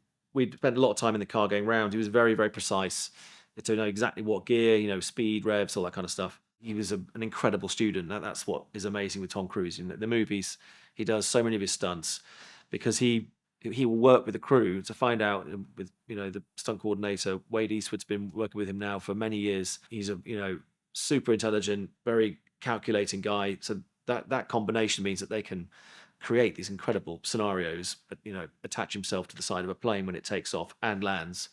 All that kind of stuff is all because he really learns the fine detail, The same with the car. So he was super, super intense on it, which is incredibly rewarding. So, what you put in, he could reproduce it. So after I got out, so I'd done my, recce laps with him, jumped out, and then was kind of watching and sort of gauging where I thought he'd go a bit faster. Like any lap, the end is when the pressure is highest. You feel your delta is up. This is a good one. This is the one that's going to count. And at that track, the last 2 corners you could really make or break, because you had to brake very late into the penultimate corner, and it was a really good opportunity to skid off into the grass, and you were done. If you sliced it just right, you could carry a lot of speed through. But then you were on this little short chute where the airplanes crossed a lot, and the surface was covered in avgas, so it was quite slippery. And to get around that, I was explaining to him, if you slice the apex a bit more on the final corner, there's some concrete, and you can try and get the wheels across that, and you'll cut the line, and out you go. Being Tom, he sort of really took this to heart, and then added a little bit of tax to it. He had all 4 wheels on the inside of it, and so actually the outer wheels, which were fully loaded, caught the concrete, and it flipped the car up. So I was watching this. I'd already been tapped on the shoulder and told to, calm down and stop him going so quick. And that was that. Up it went. And I thought, mate, wow, he's going to be the first one to barrel roll this car across the line. It went up, and then it kind of stopped. But as it was up, you could hear him gassing the car, quite fearless. Most people would try and brake or do something. And the thing just slammed down onto its wheels, and through he went. So Tom set the fastest time with that crazy run. I think the lap on the 2 wheels was not his fastest. He cut that out and did another lap and sliced it through. So that was the quickest that car went. And I'm not sure I think it did get beaten subsequently, but he held top spot for a long time. I never drove the Kia for a lap time. The only one I drove competitively was the one that was reserved for the racing drivers, the Suzuki. So we would wheel that old thing out. We had Damon Hill, Mark Webber, Lewis Hamilton. I think Lewis went twice. Sebastian Vettel, Rubens Barrichello, who, in my opinion, is a cheat, because they extended the track for him, and then he made a T-shirt saying that he beat the Stig, but you didn't. You had a bigger track, and so I still claim that I've got the fastest time around that track. It was very close. So Nigel Mansell, I think he did a 1:44.4. Not that I try and memorize these lap times, and I think mine was a 43.7. I probably got the wrong seconds.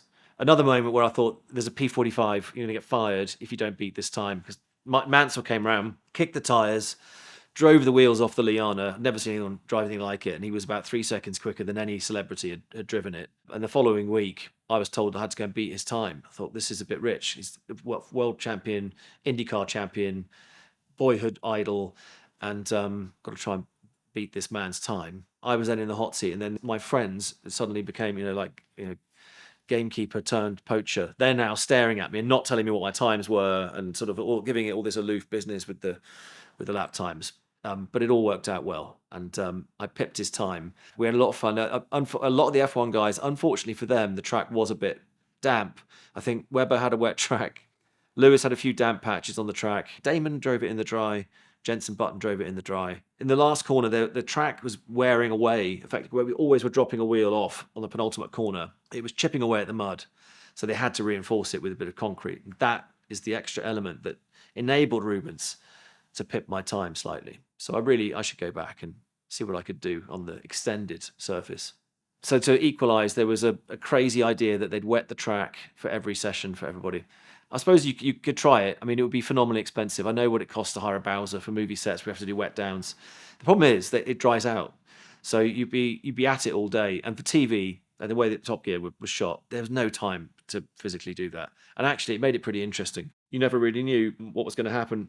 When we had, a car down for the day, we'd obviously try and find a window when it was dry to shoot a quick lap time. So even if we got the B-roll that you were going to see for the lap, you'd get a lap, so the audience could see it. That might not necessarily be the lap that was quickest. So they'd pick the best looking shots, and then we'd try and make sure we got a dry window. So it kind of worked out, because it's rare for a racing track to be totally submerged all day, but it does happen. But yeah, that was a mad idea. But but this is it. It was a new format. They'd never done anything like it before. They came up with these amazing concepts, like having an audience in, and a character who was behind a helmet, sort of Star Wars-like, Mandalorian style. All these things were quite new. A couple of other ideas that were junked quite quickly. The Top Gear dog, he didn't last very long. There was Top Gear Stuntman. I think he did about 2 episodes. He was quite cool. I thought he had legs, but they didn't keep him. So there was a few things that came and went, and you never knew with the Stig thing. I was always expecting at any moment that was going to be the last day. And actually, the day I thought was going to be my last was when we had. Well, I didn't know what was happening. I was being asked what size race suit and shoes I had and helmet, and I thought, sounds like there's going to be some kind of death or replacement happening. They were trying to size up a suit for Michael Schumacher, who was coming in that day. But by the time he'd gone there, they'd said, can you do a really bad lap? And I thought, this is how I'm going to die. So I filmed the bad lap, and my heart was kind of breaking. I thought, I'm filming my own death. So I'm going to film this terrible lap in the Suzuki to sort of explain that the Stig's lost his mojo. So we've had to get rid of him. But actually, it was a weird ruse, and I was dressed as the Stig, pretending to be Schumacher, who was pretending to be the Stig. So it was a few leaps of logic with that. I never really understood how it worked. Anyway, he came in with the Ferrari FXX, and I think he hadn't wanted to drive the Suzuki, which is fair enough, a sensible move. But we were both dressed in a white suit, and I went to go meet him when he was in his motorhome, having his bowl of, I think, cornflakes at the time, to get ready for the day. And it was amazing. I'm meeting the legend, multiple world champion. He just retired from F1. It was before he went back into it. But you could tell he was really missing it because he was still reminiscing about F1. He was in a go-kart, I think, on a daily basis. He was racing bikes. So it didn't sound like someone who was ready to stop living pretty fast. And watching him in the FXX was pretty incredible. He had a very sharp style. So the follow-through, it's a fast corner. He's normally trying to be quite smooth, carrying speed, and he was very directional. He really tilted the steering wheel very hard on the car. Car was obviously set up for that, kind of pretty much developed around him and his driving style. So he was very aggressive turn-in and extremely fast. Slightly embarrassing in that I'd shown him the lap I think it was a diesel Jag. I was so impressed that I was showing Michael Schumacher the track. I was looking in my mirror and dropped off the corner of the track that I was mentioning and actually sprayed a load of gravel at his really expensive supercar. And he was fast enough to miss it, but he must have thought, this guy's a complete plonker. Hopefully not. Anyway, he was rapid and hammered that thing to within an inch of its life, then jumped back on his private jet and he was off.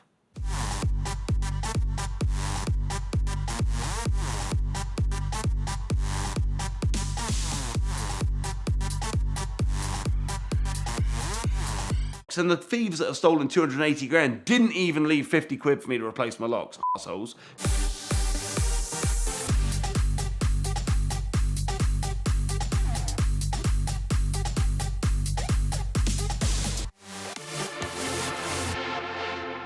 So things have changed over the years and we've directed our eyes from TVs to our phones. And a couple of things I've watched over the years are these amazing viral videos of people getting their stolen stuff back. And there was a video of a guy in the middle of the countryside putting Apple AirTags in his ATVs and his equipment, so when they were left on the farm, if anything was stolen, he'd be able to find them. So he was putting one in the air filter, one in the seat foam, one in the dash, and basically if someone stole something, he could go on his phone and find where they were. The AirTags pop off your phones, find you an exact location, ta-da, you get your stuff back. I didn't realise that this guy that was hiding AirTags in all his ATVs and his equipment was Mr. Cody from the Amazing Whistling Diesel channel, which has basically gone through the roof. If there's a man that can destroy something tastefully and make you smile while being slightly angry, he is the man for you. Turns out, right, through watching his videos, he has saved me over £50,000, $70,000 in under a year just because of that video he made. So this video is basically a thank you to that gentleman out there that come up with this amazing idea. And basically what I would do, if I had any vehicles that were worth over $10,000, what I'd do is I'd put these Apple AirTags in the vehicle. And you always put two. You put one at the front, up in the roof lining, and one at the back. Because when you jump into the vehicle, any Apple device will say, hey, there is an Apple device following you in the vicinity, and this is basically designed to save young ladies from getting followed home by creeps at the end of their evening out. So if someone stole my motorhome or one of my vans, they'd jump in the truck and their phone would go, there is an Apple device following you. So they'd find it and they'd bin it out the window, no problem. But they wouldn't go check in the furthest part of the vehicle in the back. So what I do is like an RV or a motorhome, I pull the floor up, get a 30mm drill bit, drill a core bit in the floor, put it in, put the bit of wood back down, and then vinyl it over. So even if you were really searching for it, it would be hard to find. I did this a few times, but I never ever imagined it would pay off. I've done videos in the past about me losing 14 vehicles a year, and that's a real fact, and that's the reason I've done this. And I had a Ford Transit, which is basically a big van with a tipper body on the back that's used by builders to dump rubble. And I put one AirTag in the roof, and I got a magnet box off Amazon, and I put another AirTag in the back. I have over 100 cars, so if I miss one now and again, I can imagine someone's borrowed it or someone's using it. I've just parked it somewhere else. So I turn up to work, and 2 days later, we're about to lock up, and my colleague goes to me, Sam, where's the transit tipper? I was like, oh, I don't know, the keys are here, it's parked somewhere, don't worry. And he's like, no, it was there 2 days ago. So I'm like, oh, damn it, I'm gonna have to phone my wife and explain to her that I've been a complete dick and I've lost another car just because I'm irresponsible and I've got too much crap that I don't need. So what can I do? So I start to drive home and think about how it wasn't my fault, or how it definitely is my fault, but how I can explain it to her to make me not look as bad in the light. And then I go, oh my God, I watched that video online about AirTags, and I put AirTags in it. This is the first vehicle I can actually test it. So I went on my phone, and it was a mile away, right? So what these guys are doing, they're stealing something, driving it a mile away and dumping it. Well, at least this is what I thought, right? And then what they do is they leave it there for a week, and if it doesn't move, they know that the vehicle's not tracked, right? And then they go back and get it, and they'll dismantle it and sell the parts off. Well, this gets even more special, okay? The car got stolen at 12 o'clock at night, and by 4 o'clock in the morning, it was dumped in the location it was, because I found it on my Apple AirTag, and I watched my cameras, and I watched the cameras of where I found the car dumped in an old people's home behind a bush, right? New number plates on it, door locks drilled out, very redneck job. Like if I'd had to go and I was in the sun today, that's how I'd do it. But basically, what they'd done is they'd gone round to ATMs, right? They got a digger and they were ripping ATMs all out of the gas stations and stuff in the area. And then my lovely tipper was used to go and apprehend the ATMs. And then they'd go and obviously unload them and then dump my truck. So my truck was used for stealing £280,000 worth of money. I didn't even know about it, right? So when I finally get my Apple AirTag and I go and pick up my truck and I'm driving it back because of the original keys so I can use the transponder and turn the black box like we used to do back in the day on the Ford Escorts, right? And I'm driving it back, I'm phoning the police in England. And in England, you've got 999, which is like a little bit like the 911 sort of phone number in America. But in England, you've got a 111 for non-emergencies, right? I'm on the phone for 50 minutes and I'm like, do you know what? Stuff this. I've got my vehicle back. It's going to cost me $100 to get some like new door locks. And the thieves that have stolen 280 grand didn't even leave 50 quid for me to replace my locks, assholes. If you're watching this, at least donate to my PayPal or to my GoFundMe. I got the car back, didn't think nothing of it, and parked it out the way because I know they'd stolen it once. I didn't want it stolen again until I got new door locks in it. And I don't mean I want you to steal it again. I mean, I'm trying to be precautious here. About 2 months later, I have a police officer walk in my car sales office and say, are you Mr. Hard? I said, yep. Are you the owner of BG57 ZWR Ford Transit? I went, yep.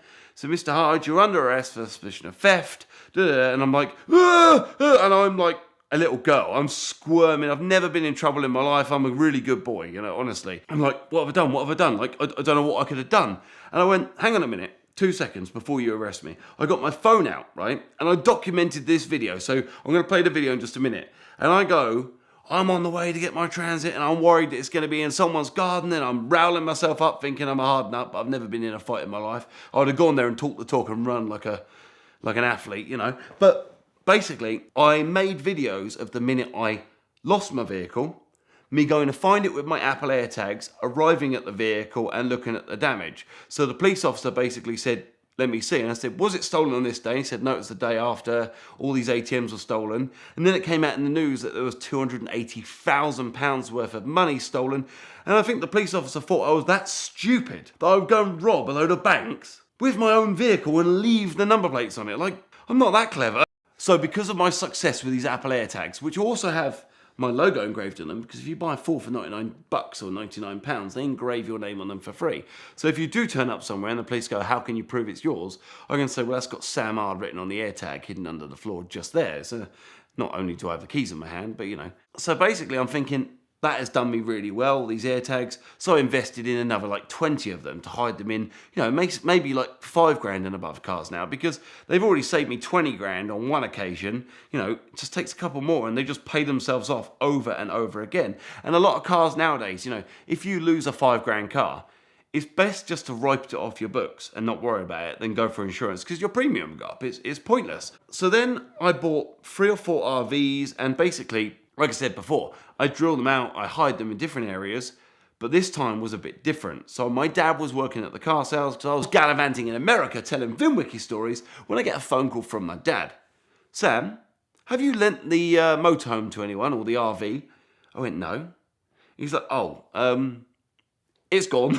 So I'm like, oh my God, what am I going to do? We got back to the UK and I knew where the car was on my app. So basically we jumped in the car and we drove to the location, once again, probably 2 miles from my car dealership. And it was my exact RV, right? And I'm expecting to see, like the previous one, the door locks and were all drilled out, but this was a professional job. They must use a tool which basically goes into the Ford locks, finds out where they are, and then you can turn them and unlock them without damaging anything at all. Well, this vehicle here had no damage locks. And when I turned up, I've even got a video of me being so scared to even enter it because all the curtains are down. It's all steamed up like someone's been fornicating all night in it, right? And I am so scared that I'm going to open the door and get punched or someone's going to run out of it. I'm basically hyperventilating in a car park in the middle of a field, in the middle of nowhere behind a fire station. Number plates were different, but no damage. So I phoned the police and I'm on the phone saying, I found my vehicle, and they're like, do you want to wait for a police car? And I'm like, no. And I've got a couple of guys with me. I'm like, film this. We're going for it. I open the door. There's no one in it. I'm really lucky. I find my original number plates hidden in the back. But the ignition lock, right? On most cars, you have a hole which is shaped to your key. You put the key in and the hole changes as you turn the key. On a Ford of like the 2008, 2009 mode, you put the key in and the ignition lock moves behind the surface of the hole.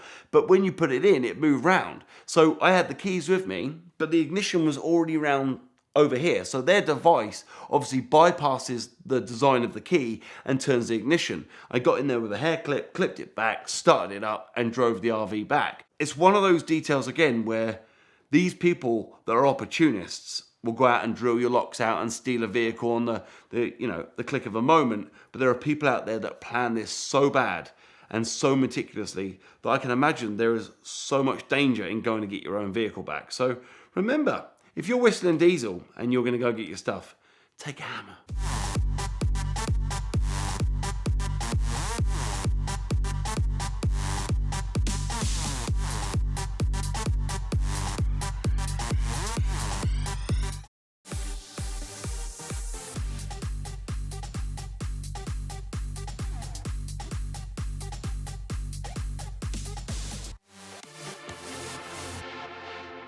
So I worked on Top Gear for 8 years, and I have no idea how many episodes that is.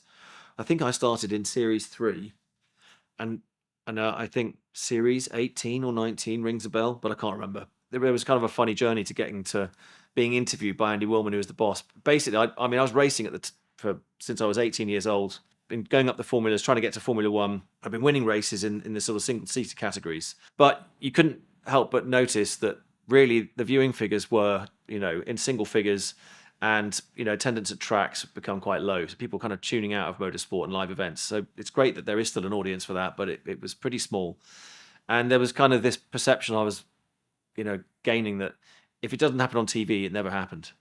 So I started looking for work on television, seen a couple of drivers that have made some success of this. I went around failing screen tests at different outlets. So I went to the sort of 3 different channels. I actually met John Bentley for one screen test when I had to walk around a car in a car park, which for some reason, I never really wanted to be on television. I was quite a shy person. So this was horrific, even though it was in the middle of nowhere, but there was somebody about half a kilometre away that could have seen that I was making an ass of myself. At least walking around a car felt like familiar territory, so I did that. John Bentley had been the guy who discovered Clarkson, but he clearly just didn't discover any skills in me, so I was jogged on to the next interview. By the 3rd or 4th, I'd been in touch with Top Gear. I'd seen the programme, read the magazine. I loved the irreverent humour, and as a kid, I'd sort of seen occasionally, there was the Noel Edmonds version of Top Gear in the 70s. He had a big mullet and did lots of different TV shows. I was badgering these guys, poor people, and sending my CV in.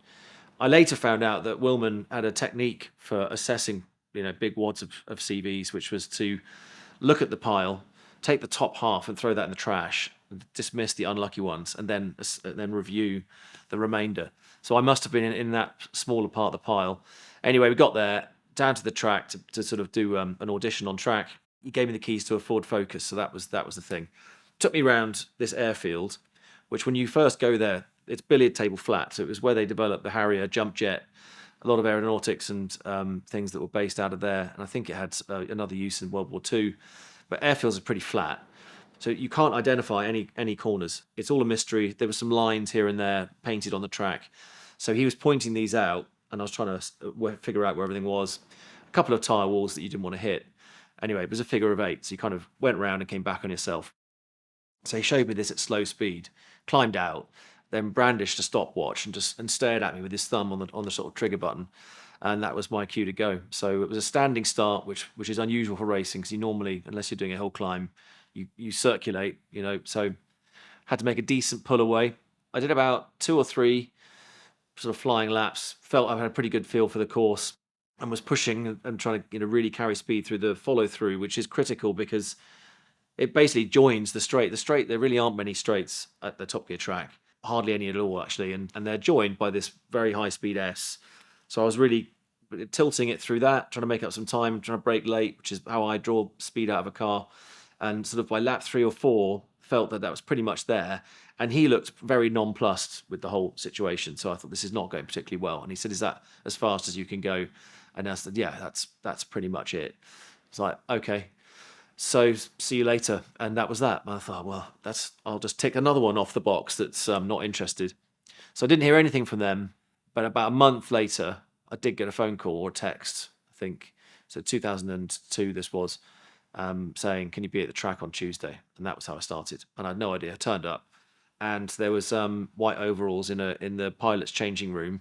And that was it. From that moment on, I knew enough about the show and about the character that it had to remain anonymous, which I sort of took to the nth degree. So whenever I was arriving at the track, I automatically just knew to bring a balaclava. So I would roll up in jeans and a T-shirt with a hood on like a terrorist, and really kept to myself. I just thought the easiest way to maintain this secrecy is just don't tell anybody, don't ever get seen, and enjoy it, which is what I did. Literally, don't tell anybody. I think it's pretty foolproof. I mean, this must be what they do in the CIA, I guess. I just, it's the same as that, but without the risk of death. Really, it's, punishable by firing only, not by firing squad. After a few years, though, it was more dangerous, some people not knowing than trying to guess or chat about, I don't know where he goes and all that kind of stuff. So I think a few years in, my girlfriend, who's now my wife, I did let slip that this is what I was doing.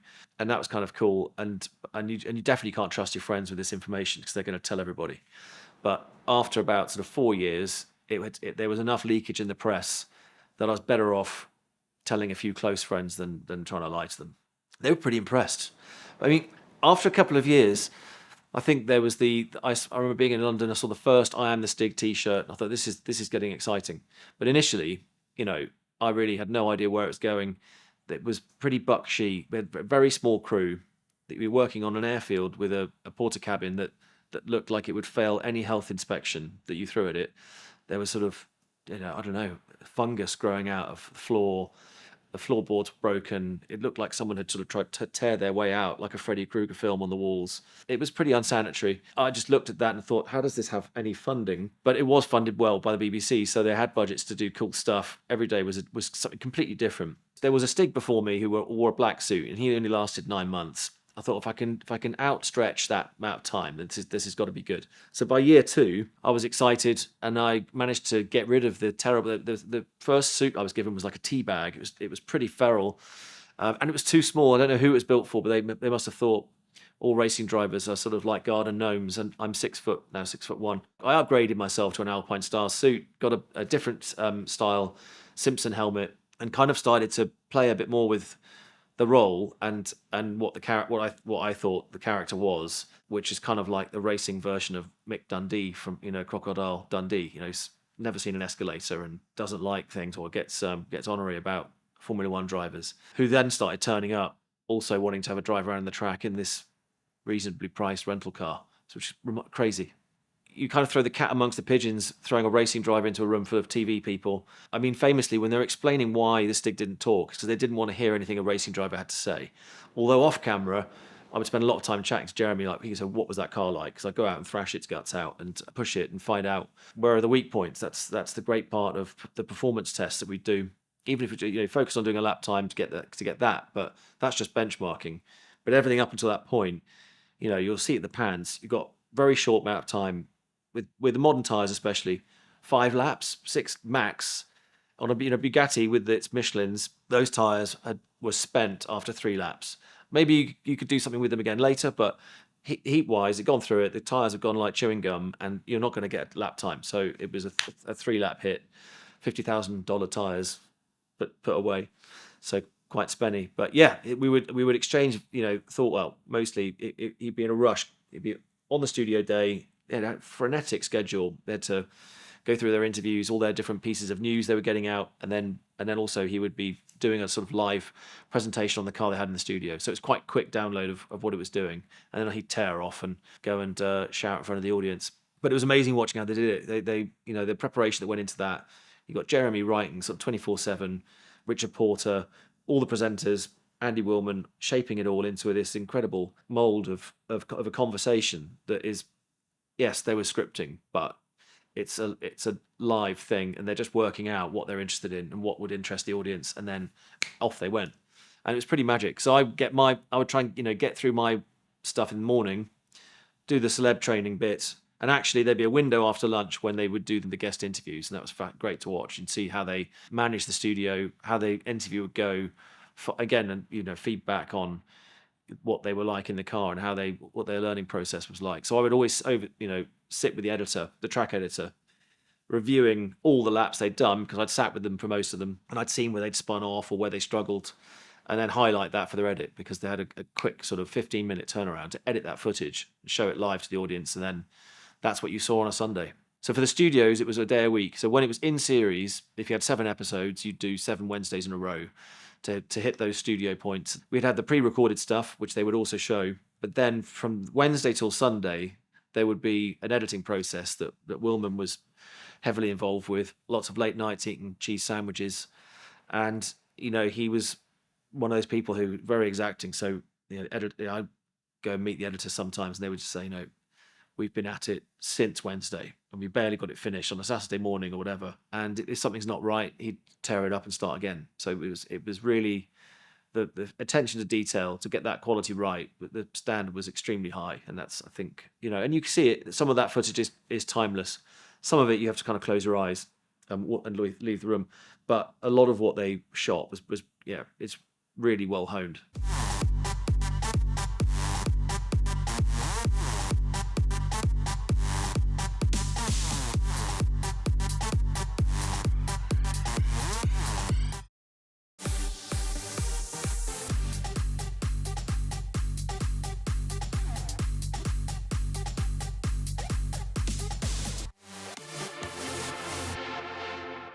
Now, whenever I meet somebody at a car show or run into a VINwiki viewer that enjoys the content that we make, one of the first questions that almost always comes up is, do I have any new information about the El Chapo McLaren F1? And since we started to make content about the car late in 2020, there haven't been any groundbreaking updates, nothing that led to us finding the car, unfortunately, but there have been different clues and clarification about elements of the story in the car's past, and some theories about where the car might be, until about a month ago. And I got some rather alarming news about the current owner of the car and about the car itself. And so I wanted to share that today. But the car in question is McLaren F1 Chassis 39. And the car was originally spec'd to go to the CEO and chairman of McLaren, Ron Dennis. It is a Brazilian brown metallic over red car with gold wheels.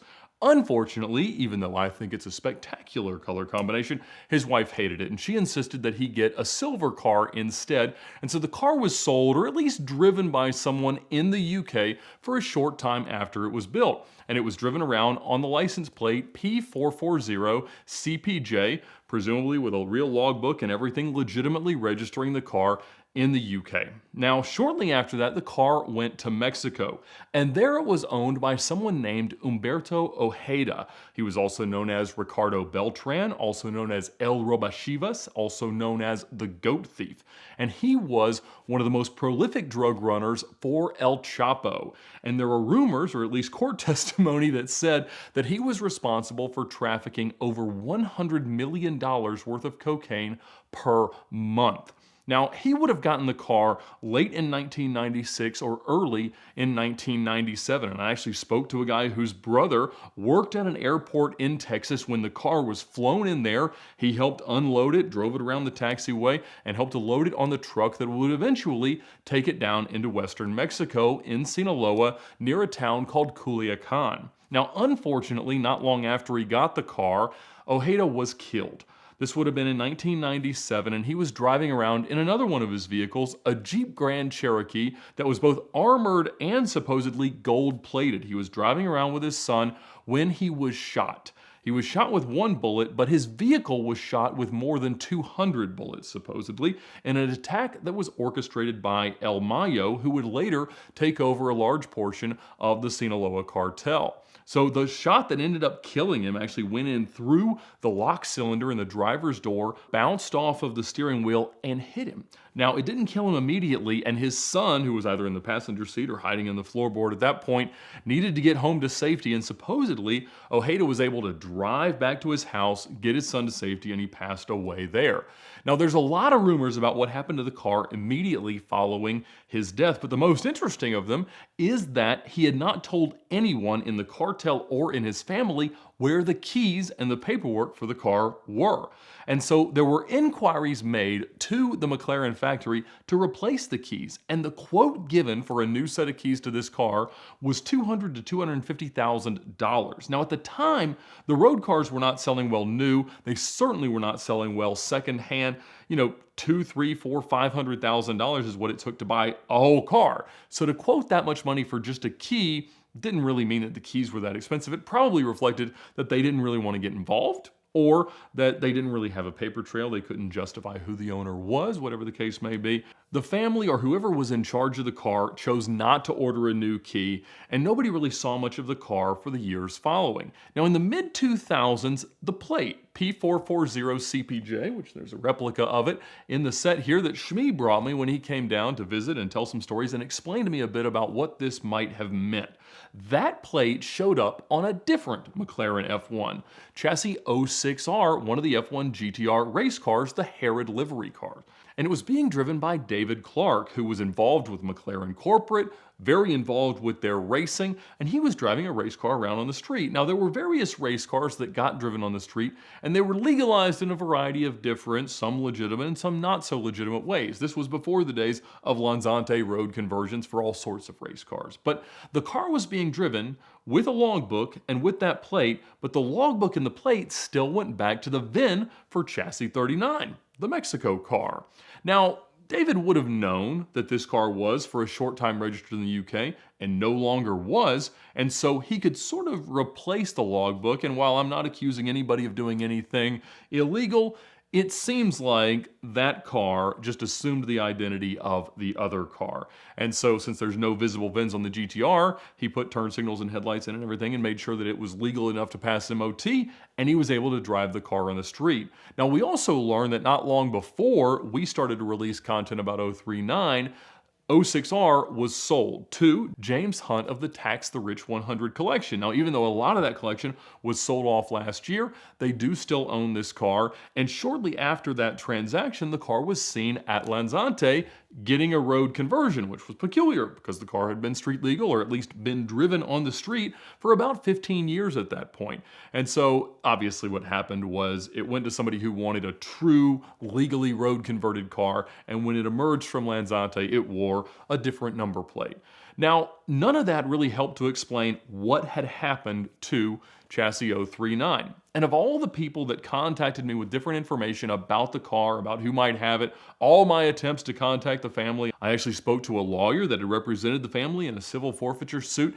in Miami. I talked to people that alerted me that they had seen my content, that they had talked about it. They even talked about potentially trying to lure me to Mexico to steal my money or kill me, but I'm glad that they haven't done that. I'm still sitting right here. But there was one guy who contacted me about a year ago that probably had the highest degree of confidence in what he was telling me, albeit without photographic proof, because no one has been able to provide for me a picture of this car. I've talked to people who said they saw it at a quinceañera party early in 2020, in a barn late in 2020, and people who have seen it at parties, driven around and things like that, but nobody has any proof. And there were a couple of pictures that were definitely photoshopped that popped up, and it was pretty easy to tell that they were photoshopped. But this guy, and I'm going to be deliberately vague about who he is and what he does, not at all because it's illegal, but just to protect him and his contacts within the cartel. But he is an American business owner who was contracted by members of the cartel to come to Mexico and do some work for them. They would take him by private jet from Texas into Mexico and then by vehicle to the compound where he would perform the work. And at times in this journey, he'd be blindfolded. Certainly he was not allowed to take a cell phone or anything like that. And so one time while he was down there, he was driven around by a member of the cartel. And they were going somewhere in a village, and he saw on the street this car with his own eyes, he claimed. And he knew what it was because he had seen our videos. And he told the guy that was driving around, hey, is that the El Chapo McLaren F1? And the guy said, yes. There was another member of the cartel that drives the car around. We see it all the time. He said the car was in very rough condition, but it clearly ran. It was in some public parking area. And he said, well, is there any way I can get some pictures of this to send to Ed? And the guy said, no, not right now, but maybe one day. He continued to ask. After he got back home, he called me and said, hey, Ed, I found the car. I saw the car in person. It is still in Sinaloa. I said, this is amazing. How do we get pictures? How do we get in touch with somebody that I can at least ask, can I buy the car? Because if there's any car on earth that I want to call Premier Financial Services and ask for a 7-figure loan to buy, it is a derelict, terrible, scary history McLaren F1. It is the dream, and I don't know, maybe one day, maybe that's why I've had now a 6-year sponsorship relationship with them, sending so many of you to do good business with them, and why I sent so many people to use their services while I was at the dealership. No, they're a great company. We love them, but they will be my first call if I ever get in touch with somebody who will sell me this car. And he was never able to get something, but a month ago, he called and he said, Ed, I got some terrible news. The owner of the car was out driving or flexing in the car, he said, and someone took offense to that, or they just wanted the car that badly and they shot him. Unclear if he was shot with the car or actually in the car, but these non-cartel assailants both killed him and took the car, and he heard that it had been removed from the country either to Panama or Colombia. Now, presumably, this was Ojeda's son being assassinated in this car, either just because it was being carjacked or because of a cartel complaint. This was also around the time when El Chapo's son was arrested, and that caused massive violence between the cartel and the police force of Sinaloa. Tremendous casualties on both sides, generally warfare at that, the first quarter of this year down in Mexico. And so, unfortunately, it sounds like whoever was driving the car, presumably Ojeda's son, has been killed and the car has been removed by someone who actually wants it. Now, that being said, it's got to be a very, very difficult car, both to own and certainly to operate, to drive around in Central and South America right now. It's a well-known car from a well-known former owner and a former owner before that. And so if the people who are in control of the car still watch my videos, I appreciate that. I also appreciate you not killing me. But if you would like to trade, I know a lot of people in your profession don't necessarily want money, but how about another interesting car? I've got a variety of awesome Lamborghini Murcielagos that I love very dearly, but not as much as I would love to have your McLaren F1. I've got Missy Elliott Spiker. I've got a friend with a McLaren P1 that had a really bad day, but he doesn't exactly know what he's going to do with it. Perhaps we could do a little horse trading there. Whatever you need, I might even know of a interesting history Koenigsegg that I may or may not be trying to buy at the moment. So if you want to trade something for that, that would be amazing. But at the moment, at least, it appears that we have reached the end of the road for the El Chapo McLaren F1. Now, If they do call, I'm probably still going to need a gigantic loan, and my next call will be to Premier Financial Services. As I said, this is their 6th year of sponsoring the VINwiki channel, and we love them for that, but we also love them because their Simple Lease is really the most powerful tool in the world of exotic car financing. Whether it's a $50,000, $60,000, $70,000 car or a 7-figure McLaren F1 with a really strange history, they are my go-to people. They give you all the advantages of a lease, like a low payment, and the ability to have certain tax benefits, but also the benefits of a traditional finance arrangement. You can build up equity, you can pay it off at any time, move in and out of other cars, and you'll always know where you stand thanks to their amortization table. So check them out now at the link in the description below to thank them for their support of VINwiki and find out how easy they can make it to own your dream car.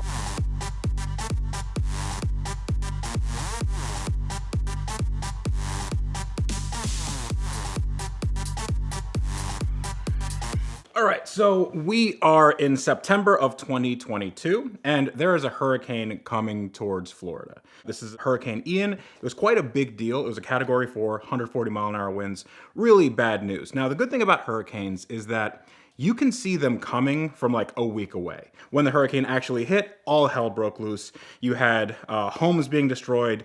I mean, a lot of people lost their lives, and you had a bunch of cars going underwater. There was a car, and I think we would probably call it the car because it was the McLaren P1 that everyone saw on social media, on TikTok, on Instagram, and it was just floating underwater near a tree and getting bounced into things during the hurricane. This video was taken by its owner, who owned that car plus another Rolls Royce, and he had those cars in his garage closed, and the waters came into the garage and basically broke the garage door. The cars floated out and went 500 yards down the street, then, well, went completely underwater. And everybody, I mean, literally everybody on the internet sent me a message saying, hey, you need to get this car. You need to get this car. And I thought, well, I can't afford that kind of car. I mean, this is a McLaren P1. It's a hypercar. It's part of the Holy Trinity. And it's a car that on its worst day is worth $1 million. And this car in particular was supposed to be the record setter for McLaren P1s. It only had 305 miles. It went on Bring a Trailer, and it had a no sale at $1.57 million. And they were hoping that this would get like 2 million, 2.2, something like that. So it no sale at Bring a Trailer, then this guy buys it for reportedly $2 million, something like that. So this is a $2 million car, now becoming part of the ocean in front of people's eyes, millions of people's eyes, as a hurricane hit. And then afterwards, about a month or two later, it shows up on Copart. And Copart is a site where you can buy salvage cars. I mean, it doesn't have to be exotics, but salvage, crashed, wrecked, that sort of thing. And usually you can find deals, but on this car, they wanted to make as big a stink as they could, and they tried to get it in as many publications as they could, and it worked. I mean, Road and Track wrote about it, Jalopnik, Autopian, everybody wanted a piece of this because they didn't know where it was going to go. So on Copart, the listing only had like 7 or 8 pictures, and they were all a little bit further back. You would want details. You would want to see if, the carbon was damaged, or if there's any, crabs in the intake, or something like that. This car went up for sale once, and it no-sailed at $400,000. Now, $400,000 is a lot of money. It's a lot of money for any car, especially a car that's been underwater. Now, the speculation there between me and Ed Bolian and Houston Crosta and a bunch of other people in the exotic rebuild car sphere is that this car would fetch anywhere between $250,000 and $800,000. And $800,000 was like the crazy price, like no one would ever pay that, but $250,000 is what kind of the smart money would buy it for. It no-sailed at $400,000, meaning that the owner of the car, the insurance company, they said, we want more money because they just paid out a ton of money for this car to the owner and that car plus the other car that was in his garage. So then they decided to put the car back up for sale on auction a week later because they were like, oh, maybe people didn't know about it. So they publicized it a little bit more. They put it on their blog, and then it sells for $398 the second time. This entire time, I'm watching it like a hawk. I don't have this kind of money. I really don't. And I would have to sell many of my cars to maybe get there, not even counting what the parts would be for that car. I mean, it's a one of 375 hypercar, and this is like the holy grail of McLarens for me personally, but I knew I could never afford it. But then it went up for sale a third time, and I felt like at this point the universe is calling to me. Like the universe is just saying, hey, Freddie, you need to buy this car, and you need to make this happen. So what happened the third time is that they put a buy it now on it. And the buy it now was $600,000. And I was like, 600 grand is a lot of money. I mean, I could maybe stretch that if I sold like 3 of my cars really, really quickly, and then I'd still be losing money. But then the universe came through again, because the buy it now went from 600 to 575 in like 2 days. And then I said, okay, well now it'd be stupid not to buy it. I asked one of my friends that has made some good financial decisions in his life, and he knows about me and making my bad financial decisions. And I asked him, hey, do you know anybody that could loan me $500,000 like within a week? And then he said, you know what? I do. And I went to this bank and I told them, hey, I'm a YouTuber and I want to buy this Flood McLaren P1. It doesn't work. It probably was all the way underwater and everything needs to be replaced. And they gave me a loan in like 3 days. So now I had the money to buy this car, and I ended up buying the car at the buy it now price because I make really good financial decisions. As soon as I hit the buy it now and the money goes through, I start freaking out because I'm like, this is more money that I've spent on any car ever. This one doesn't work. And this has so many eyeballs on it already that I don't know if whatever I can do to this car is going to live up to whatever hype they built in their own heads. So the time came to get the car, and this was like within 24 hours. Like I paid for the car and then I went to get the car the next day. So me and my friend Jack and my friend Rex, we took his Toyota Tundra with a $2,000 open trailer, and we went to get this $2 million hypercar that was sitting in this Copart lot. We get there, and the first thing that they hand me was a cardboard box, like a USPS box, and it has the keys, it has the owner's manual, and a bunch of little manuals for like the radio and stuff like that. That owner's manual went on eBay for like $5,000. And they just handed it to me. I mean, it was pristine. It wasn't in the flood or anything. It was fine. But it was just like, you just handed me thousands of dollars worth of stuff. I haven't even seen the car yet. This is really, really cool.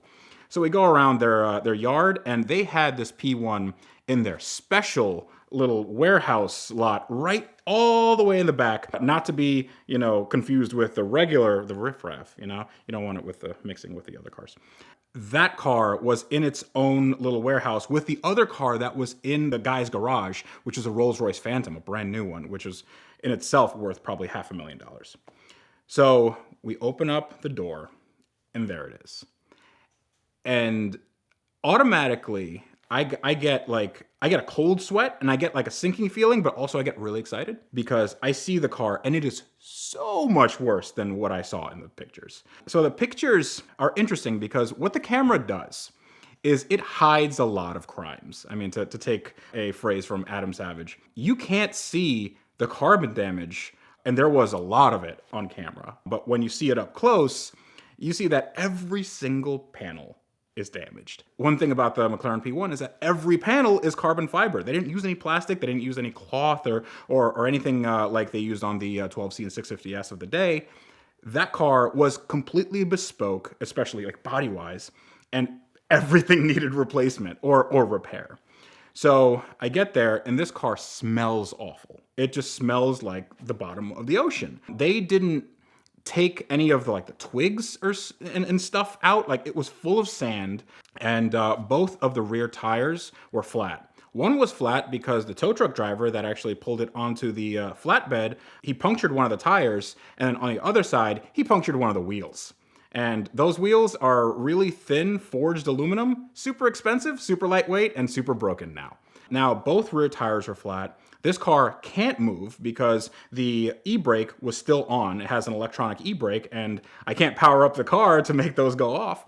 So we spent the next 4 hours trying to get it onto a trailer. We used dollies. We actually got into the trunk, with the front trunk, because there is like a keyhole that you can kind of finagle open. And we found the tow hook, and that was still in okay shape, albeit a bit rusty. And we spent the next several-ish hours getting this car on the trailer, and then the next day getting it off the trailer. And then I can see what the car was actually like. And it was bad. It was so bad. So let me give you a rundown of what this McLaren P1 needed. It had 316-ish very easy miles and 500 yards of really just terrible treatment. It was damaged on the diffuser, the hood, the clamshells, and there are two big clamshells, one in the front, one in the back. Those were damaged because it's just hitting trees and stuff like that. The panels were misaligned because water pressure does weird things to panels. The doors had cracks in them. The glass in the front and the glass on the top, it actually has two glass panels on the top. Those are both broken. The glass in the back shattered, completely gone. The carbon fiber panel that opens up to allow you to charge the car, that was gone. So that's somewhere in Fort Myers area. The taillight it looked like a tree went through it. There was a giant gaping hole in the carbon clamshell in the back.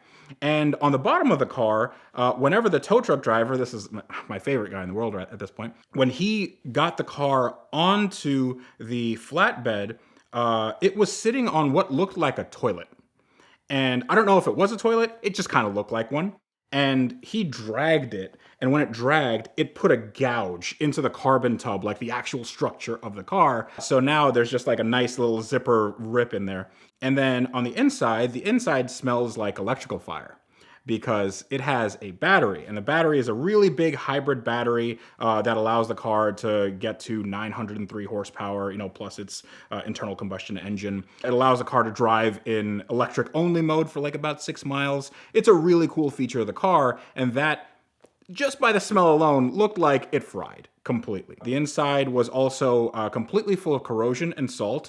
Everything on the inside was submerged at one point. So usually when you have these Copart listings for a flood car, they have this like little drawing on the side of the car that says WL, which is waterline. That's so you know, above this line, the electronics are probably okay.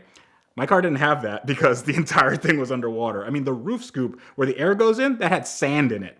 So this was like the worst of any flood car possible, really, because not only was it underwater, it was a saltwater flood. And a saltwater flood plus like a bunch of debris just went in everywhere. As you can imagine, when a hurricane comes through, it's not a clean thing. I ended up having to take off the clamshell, and then I saw the actual engine, which is like, stuffing 10 pounds of crap in a 5-pound bag. Like, they really put a lot of things into this car, and every single part was either corroded, not a ton of rust because they didn't use a lot of steel and nothing, like no iron that could rust. But you did have corrosion on aluminum components that had this process called electrolysis, which when the battery was in its death throes, it would start eating, like the salt would start eating away at the aluminum frame. So that was really cool. They don't tell you that when you buy cars at a salvage lot. So taking this car apart was actually not that hard. And at the point of this video, I still don't have the entire engine apart, but I know that the engine it's probably salvageable, which is like, I'm not going to count my chickens before they hatch, but it looks promising for now, but it's going to have to go all the way apart, maybe down to the carbon tub, and then even that's going to need to be replaced. But one thing that I really there's a lot of little wins in this build because all the connectors in the back, all the harness connectors, they're weather sealed. So nothing got damaged in the back of the harness. So all the electrical connections, all the ECUs and all that stuff that live in the back of the car, they were fine. But that wasn't the case for the interior of the car. That wasn't the case for the front of the car where the 12-volt battery lives. That was full of water. Basically, the engine back is okay. The engine forward, it's no good. And as you can imagine, McLaren charges a lot of money for stuff for their hypercar. The prices that I got from McLaren, If you have a private jet, I feel like sometimes the maintenance on a private jet would be a little bit less than a McLaren P1. The battery alone, I mean, it's the biggest thing in the car, but like the battery, the hybrid battery pack that sits above the fuel tank, that if you wanted to get it new from McLaren is $160,000. I feel like that's a lot of money. I feel like, for a battery, we have the technology now that, we could put hybrid batteries in Corollas and Camrys and stuff, right? They're not $160,000. I don't know why McLarens are 160. I mean, the Artura just came out, right? The Artura, and that car all in is like 200 something $1,000. You can't tell me that battery is 160 grand. That battery is super bespoke. It's only made for that car. It was made by a Canadian company and then bought by another company. So it's like they only made a handful of these things. And the way McLaren fixes these batteries is just by getting used parts. So these are like rare as hen's teeth. If I can get one, then it's going to be an exorbitant amount of money. Now, then comes the bodywork. If you wanted to get a carbon body, an actual like exposed carbon body from McLaren, and you had like a regular P1 that wasn't underwater, it would cost you $300,000. So that all in, plus, getting it to McLaren and all that stuff for them to do it, it's another $500,000. And that's not even counting the wiring, the engine, the turbos are seized, the transmission, the hybrid drive assembly that goes in between the engine and transmission, then all the little knickknack items. I mean, like the little pumps and the hoses and stuff that can corrode that you don't know, like the copper washers on the suspension, like those can blow out because those are super high pressure. And copper and salt water don't mix. So those immediately started leaking. So now you have suspension issues. And then you have like the actual mechanical damage that you got to fix with bodywork. So, I mean, it's realistic that this car would cost, if you were to go the retail route, north of $1 million to fix. And then the car would be worth probably $1 million or less. Now, a lot of people think that when you get a salvage car or like a wrecked car or something, you're actually saving money. And the the secret is you don't. It actually is not any less expensive than if you were just bought one used. And now you have a car that's worth way less because you built it, and it's also carrying a salvage title. Now, with this car, this is so much more than any other car in terms of price that I could have like bargained for. So for YouTube, this makes no sense. I mean, even taking it off of YouTube for a rebuilder, this makes absolutely no sense. But for YouTube, I may have like a fighting chance at maybe making some sort of money back. Even then, I'm going to have a P1 that's worth less than a regular retail version. But the thing that I get from it is that I built this thing and I'm going to build it the way I want. And it's going to cost me less in terms of like actual cash that I spent on it because, you can offset sponsors and YouTube ad revenue and stuff like that. And if I want to, eat ramen noodles for the next 5 years, I could put that into the equation. But a Mr. Beast video probably wouldn't pay for the rebuild of this car, realistically. And I don't get Mr. Beast numbers, so this is going to be fun.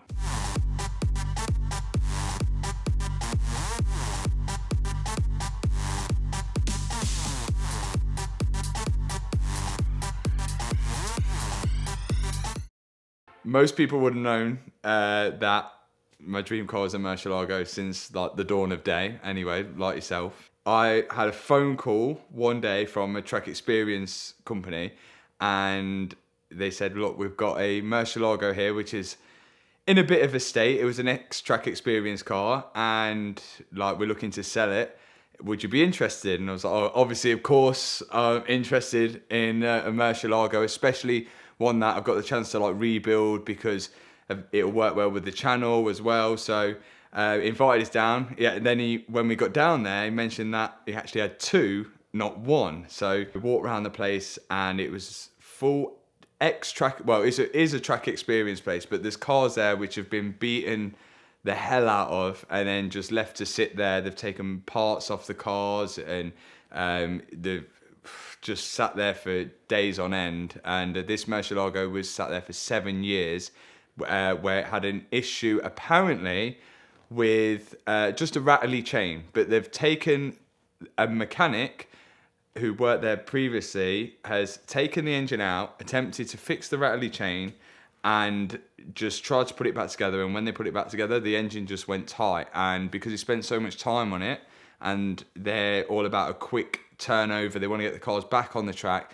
they decided not to carry on with the build because it was just, they'd have to take the engine apart all over again. So I went to see it. I've seen this green one, that's the one with the engine out, and then they showed me a yellow one which was in a bit better condition, but they wanted more money for it. At the time, I thought it was a brilliant idea to go for the green one, which needed more work, and that's what I did. But he wanted £100,000 for this green one, and I was and ahhing about it for a while, and obviously, with it being a dream car and not getting another chance for it, I tried to knock him down, but he just wouldn't come down on the price. And then we came on an agreement that I'd pay £100,000 if the car was complete. So the deal was, I'm paying for the car, but everything is there. So even though the engine has been taken out and all the bolts are everywhere and this, that, and the other, as long as everything was there, I'm completely fine with it. And if it wasn't there, then they were going to pay for it. So we noticed that there was no clutch when we picked up the car and there was no flywheel. They said they'll pay for that. Maybe I was too naive at the start, but we paid for that. They said they'll pay for that. There was throttle bodies missing, which we later found out they're second-hand, at least £1,100 each, a throttle body. So yeah, we were missing them. But I took it home anyway. I bought my dream car, and it was amazing for a good day, and then the realization of having to rebuild it kicks in when we start rebuilding it, and we just found endless amount of things wrong with it. The cam caps on top of the engine, even though they're numbered from factory 1 to 24 even on each single of the cam, they were all muddled up. So the guy who rebuilt the engine obviously probably couldn't count, but it was just the simple things. And we've never rebuilt a Lamborghini engine before, but the mistakes that were made rebuilding that were ones that were just made on, it could have been made on any car. You don't have to be a Lamborghini mechanic to know why the cam caps go in order of 1 to all the way to 24. As we stripped it apart, we found the timing was out, there was broken piston rings, the conrod caps again, which were all numbered, they were all muddled up. There was loads of shortcuts taken, and we called the track experience company and we said, right, what's the whole story with this? Why has it got to this state? And they mentioned that their mechanic who previously put this car back together, or tried to put it back together, was now in prison for armed robbery. They left the company. I think he got maybe sacked, or he left the company, and then later, committed a crime, and he's in there for armed robbery, which explains a lot, I guess. Anyway, after rebuilding it, we filmed the whole thing on my channel, and the track experience company went completely cold on us about everything. We called them asking for like a clutch or a flywheel. We never really got anything back. We just thought, well, that's it. I've handed the money over. There's no chance of me being able to get anything from them. We actually heard from them saying that they found some more parts for it one day, and we went down to their shop and they'd found like a strut brace which went across the back, and they mentioned that some of my followers were messaging the company saying that they're making a petition to get some of my money back because they knew the whole agreement. We had nothing to do with it or anything like that. And yeah, apparently my followers were going after them saying like we're going to try and get Matt Armstrong some money back.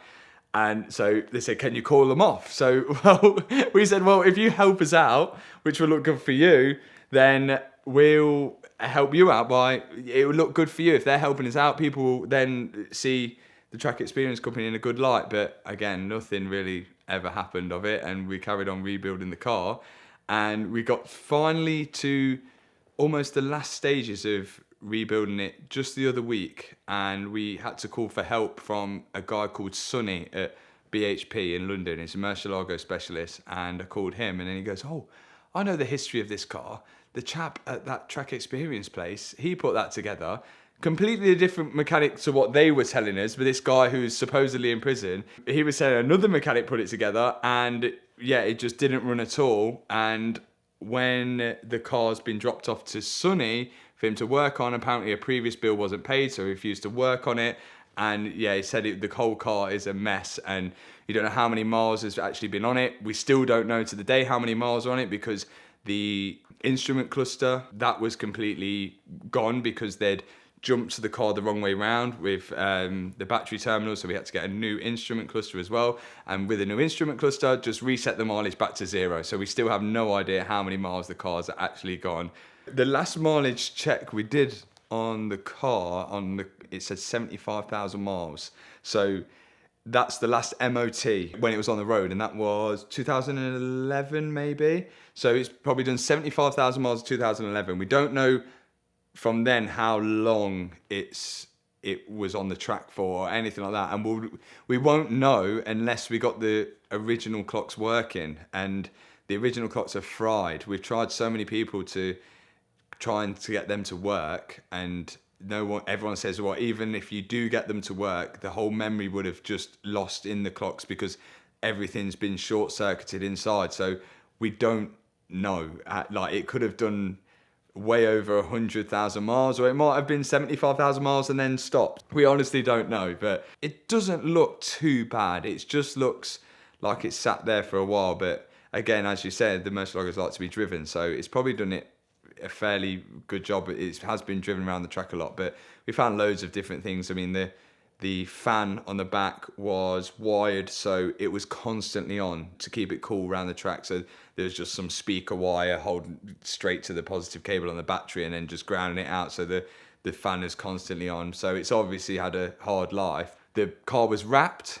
We peeled the wrap off the car to find that the whole car had been wet sanded, and the passenger side door was just full primered. And we later found some videos online of the Murcielago on a track day with a huge dent in the side of the door. A lot of people messaging us stories saying that, oh yeah, it got put into a tree or someone's drove into it. There's so many different stories of it. And apparently the car got wrapped as part of a show in England for some company who wanted to promote their wrapping. So yeah, so they must have known that the car was like that underneath. Another thing we found, which was quite funny, it did come with a gearbox. Obviously, it's being a manual car, why I wanted it. Before we put the gearbox back in the car, we decided to strip the gearbox apart just to check everything worked. And then later found there was a few extra holes in the gearbox, which we had nothing to put into. We found that the gearbox was actually from an E-gear car. So we think the car is a manual on when you check the VIN out and everything like that, but we think the gearbox may have blown at some point, and then instead of getting a manual box, they put an E-gear box onto it and converted it to manual. And these holes in the gearbox were for sensors, which are for the E-gear, so they've just plugged them up. Also with that, because they have converted it from E-gear to manual, when you put the gearbox into a Murcielago and the engine in, it all has to go in one go. They've all put it in, and then to adjust the gear stick to get it sitting right in the center of the gated manual part, there's an adjuster for the gear linkage a little bit further down the gearbox. We found another way of doing this instead of doing this option that they chose to take, but the option they chose to take was cut a hole in the transmission tunnel, which we've seen actually Hoover's garage do on an E-gear, but they've cut this hole out. It's not the neatest of holes at all. And yeah, they've adjusted it that way and put it on. But whilst they were drilling the hole, they also must have got a really long drill bit, drilled straight through the transmission tunnel and almost drilled through the gearbox. There is about 4 marks in the gearbox, which was so close to going through the gearbox. But I guess it all tells a story, the car does. And for that reason, and that reason alone, because we put so much work into it, I'm never going to sell it. It's got character, it's got personality. We rebuilt it ourselves, and now we're about to attempt to do a 3,000-mile trip on Gumball with it. And if it makes it, it'd be even more special to me. But if it doesn't, there's no hard feelings. We'll rebuild it again. It took us a while to get a clutch in the car. We upgraded the clutch, and yeah, it took us a while to bleed it, get it in gear. But the first time I've ever driven a Murcielago in my entire life was my one, and because the car's not road legal yet, we only got to drive around the car park of the unit. I got it into second gear, and that was about it. We realised straight away the brakes, the steel brakes on it, do not stop that car. You have to really stand on them with your whole body weight, and it really doesn't stop it. But yeah, that's the first time I ever drove one, and yeah, it was a really good moment. The sound of it's incredible. We put an exhaust on it, obviously, but no, I can't wait to drive it properly. The first time driving it properly will be the Gumball. So yeah. Thank you again to Auto Tempest for supporting this video and supporting us for so many years here at VINwiki and with Car Trek. I hope that 2024 is an amazing year and we've got a lot to celebrate for 2023 coming to a close. So check out Auto Tempest, find your next car, let us know in the comments what car you're searching for, maybe even what cars we should be searching for to make some fun content in the coming year. But without any further ado, let's ring in 2024. 10, 9, 8, 7, 6, 5, 4, 3, 2, 1. Happy New Year, everybody. Thank you so much.